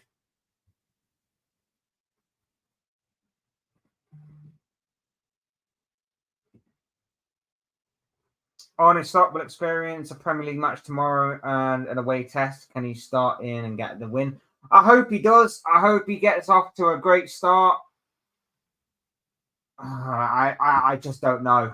I just don't know. I'm worried. I don't think any manager in this century, any new manager of Liverpool in this century actually has started with a win. United down the wing. It's Xerxes. Oh, it's 1-0 United. Joshua Xerxes on his debut. It's 1-0 Manchester United. Joshua Xerxes with the goal. Very well worked goal. It works from left to right. Cross into the middle, and Xerxes just about gets something on it to take it past Bernd Leno. It's cruel on Leno for his overall performance a little bit, but probably nothing more than United deserve. Maybe on a balance of play, maybe they just about have edged it. But as you can see, the ball from left to right, crossed in, and he just about gets something on it. We said that United were lacking a presence in the final third, particularly from a central position. I don't even know what he does really. Garnacho's ball in, he just gets enough on it. Or is it Tomini? No, he gets a toe on it. He gets a toe on it, and it just about goes past. I just celebrate a goal because I'm a football fan, dude. I really hate that it's United, but I'm celebrating a goal because we haven't seen a goal, and I've missed football. And yeah, so don't do that. Don't you dare. Is it a banana skin? Yes. Away matches this season, absolutely. I'll take a very, very, very, very, very annoying and frustrating 1-0 win with a 94th minute goal from anyone, if it means we just get the win tomorrow. So do not say I celebrated a United goal. I did not. I just celebrated a goal because it's football. Debut goal and looked to have won it. Yeah, it's a little bit cruel on Fulham. I don't think they've done too much wrong in this opening game, but I think United probably just edged it in terms of good performance.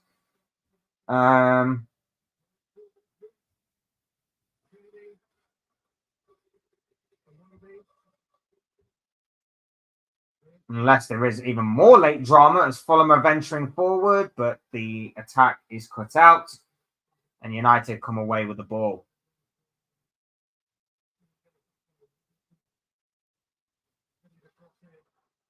Headed away. Worked his way out to the right. Wilson.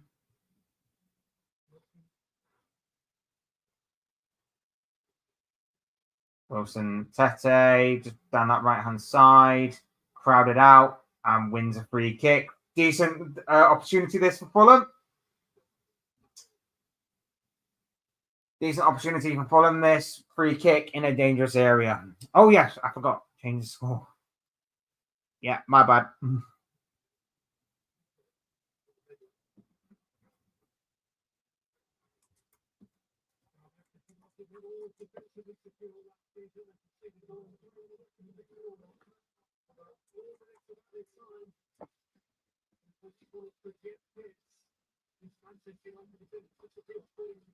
There we go.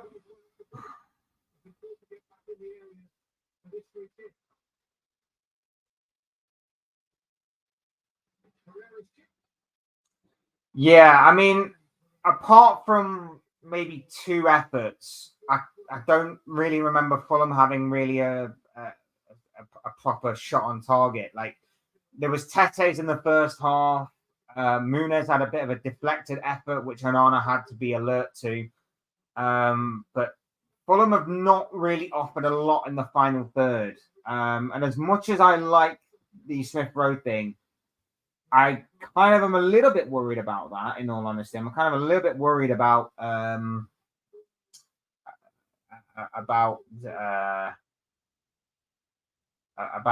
Fulham scoring. But again, Fulham are one of those sides where they can easily score about 5 in a game, but then they could also concede 5 in a game. Like, there's very little middle ground with Fulham. So it's going to be interesting to see how they develop this season. Which team shirt jersey top is this? It's one of my favorite jerseys. I got like a mystery shirt box, and it came. It's Tigers de Alicia, Mexican team, proper tiger on the shirt. So yeah, it's one of my favorite shirts. I love it. Crossing and well defended by Fulham. Could have been a second goal to really kill the game off, but it's been well defended. Anthony Robinson coming forward. Left, it's nodded on. Could there be a final sting in the tail? Come on, Fulham, please. Iwobi's cross. It's defended at the far post by Martinez. Headed away, and Man United can bring the ball forward now with Bruno Fernandes. And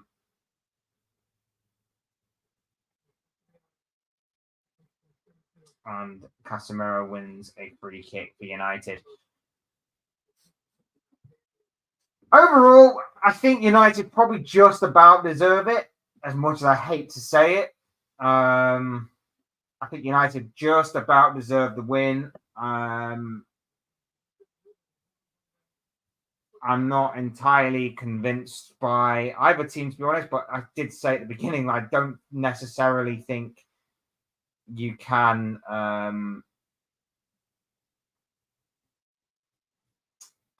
I don't necessarily think you can judge too much on either team, to be honest, from this opening day fixture.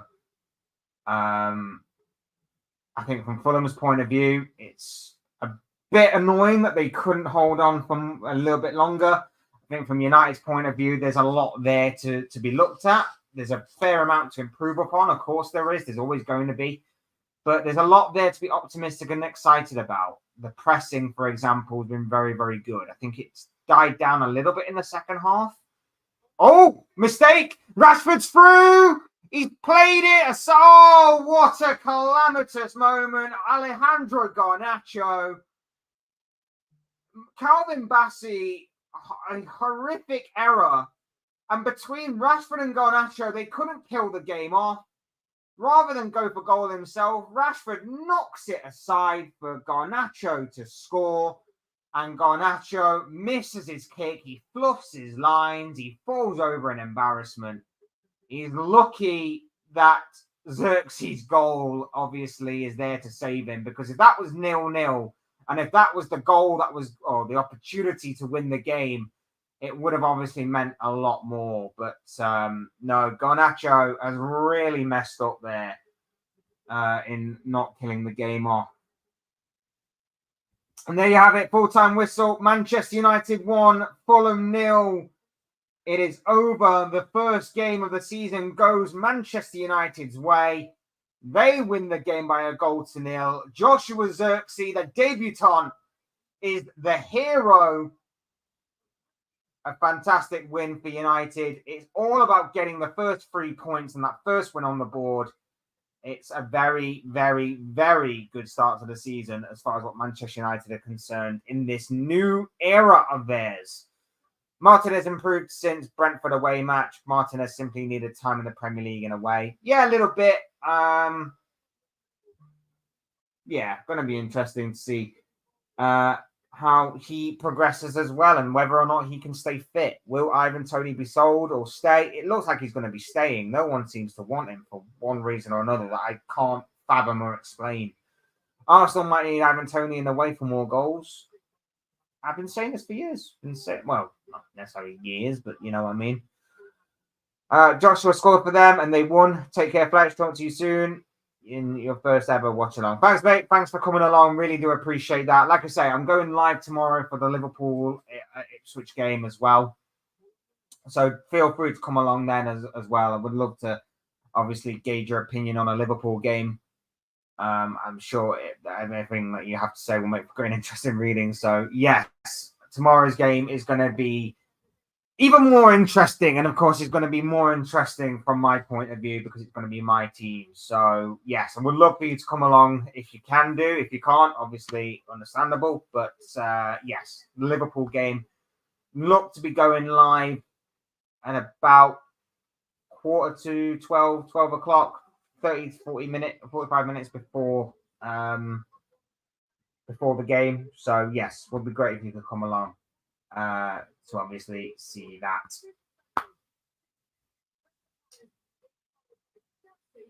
But yeah, there you have it.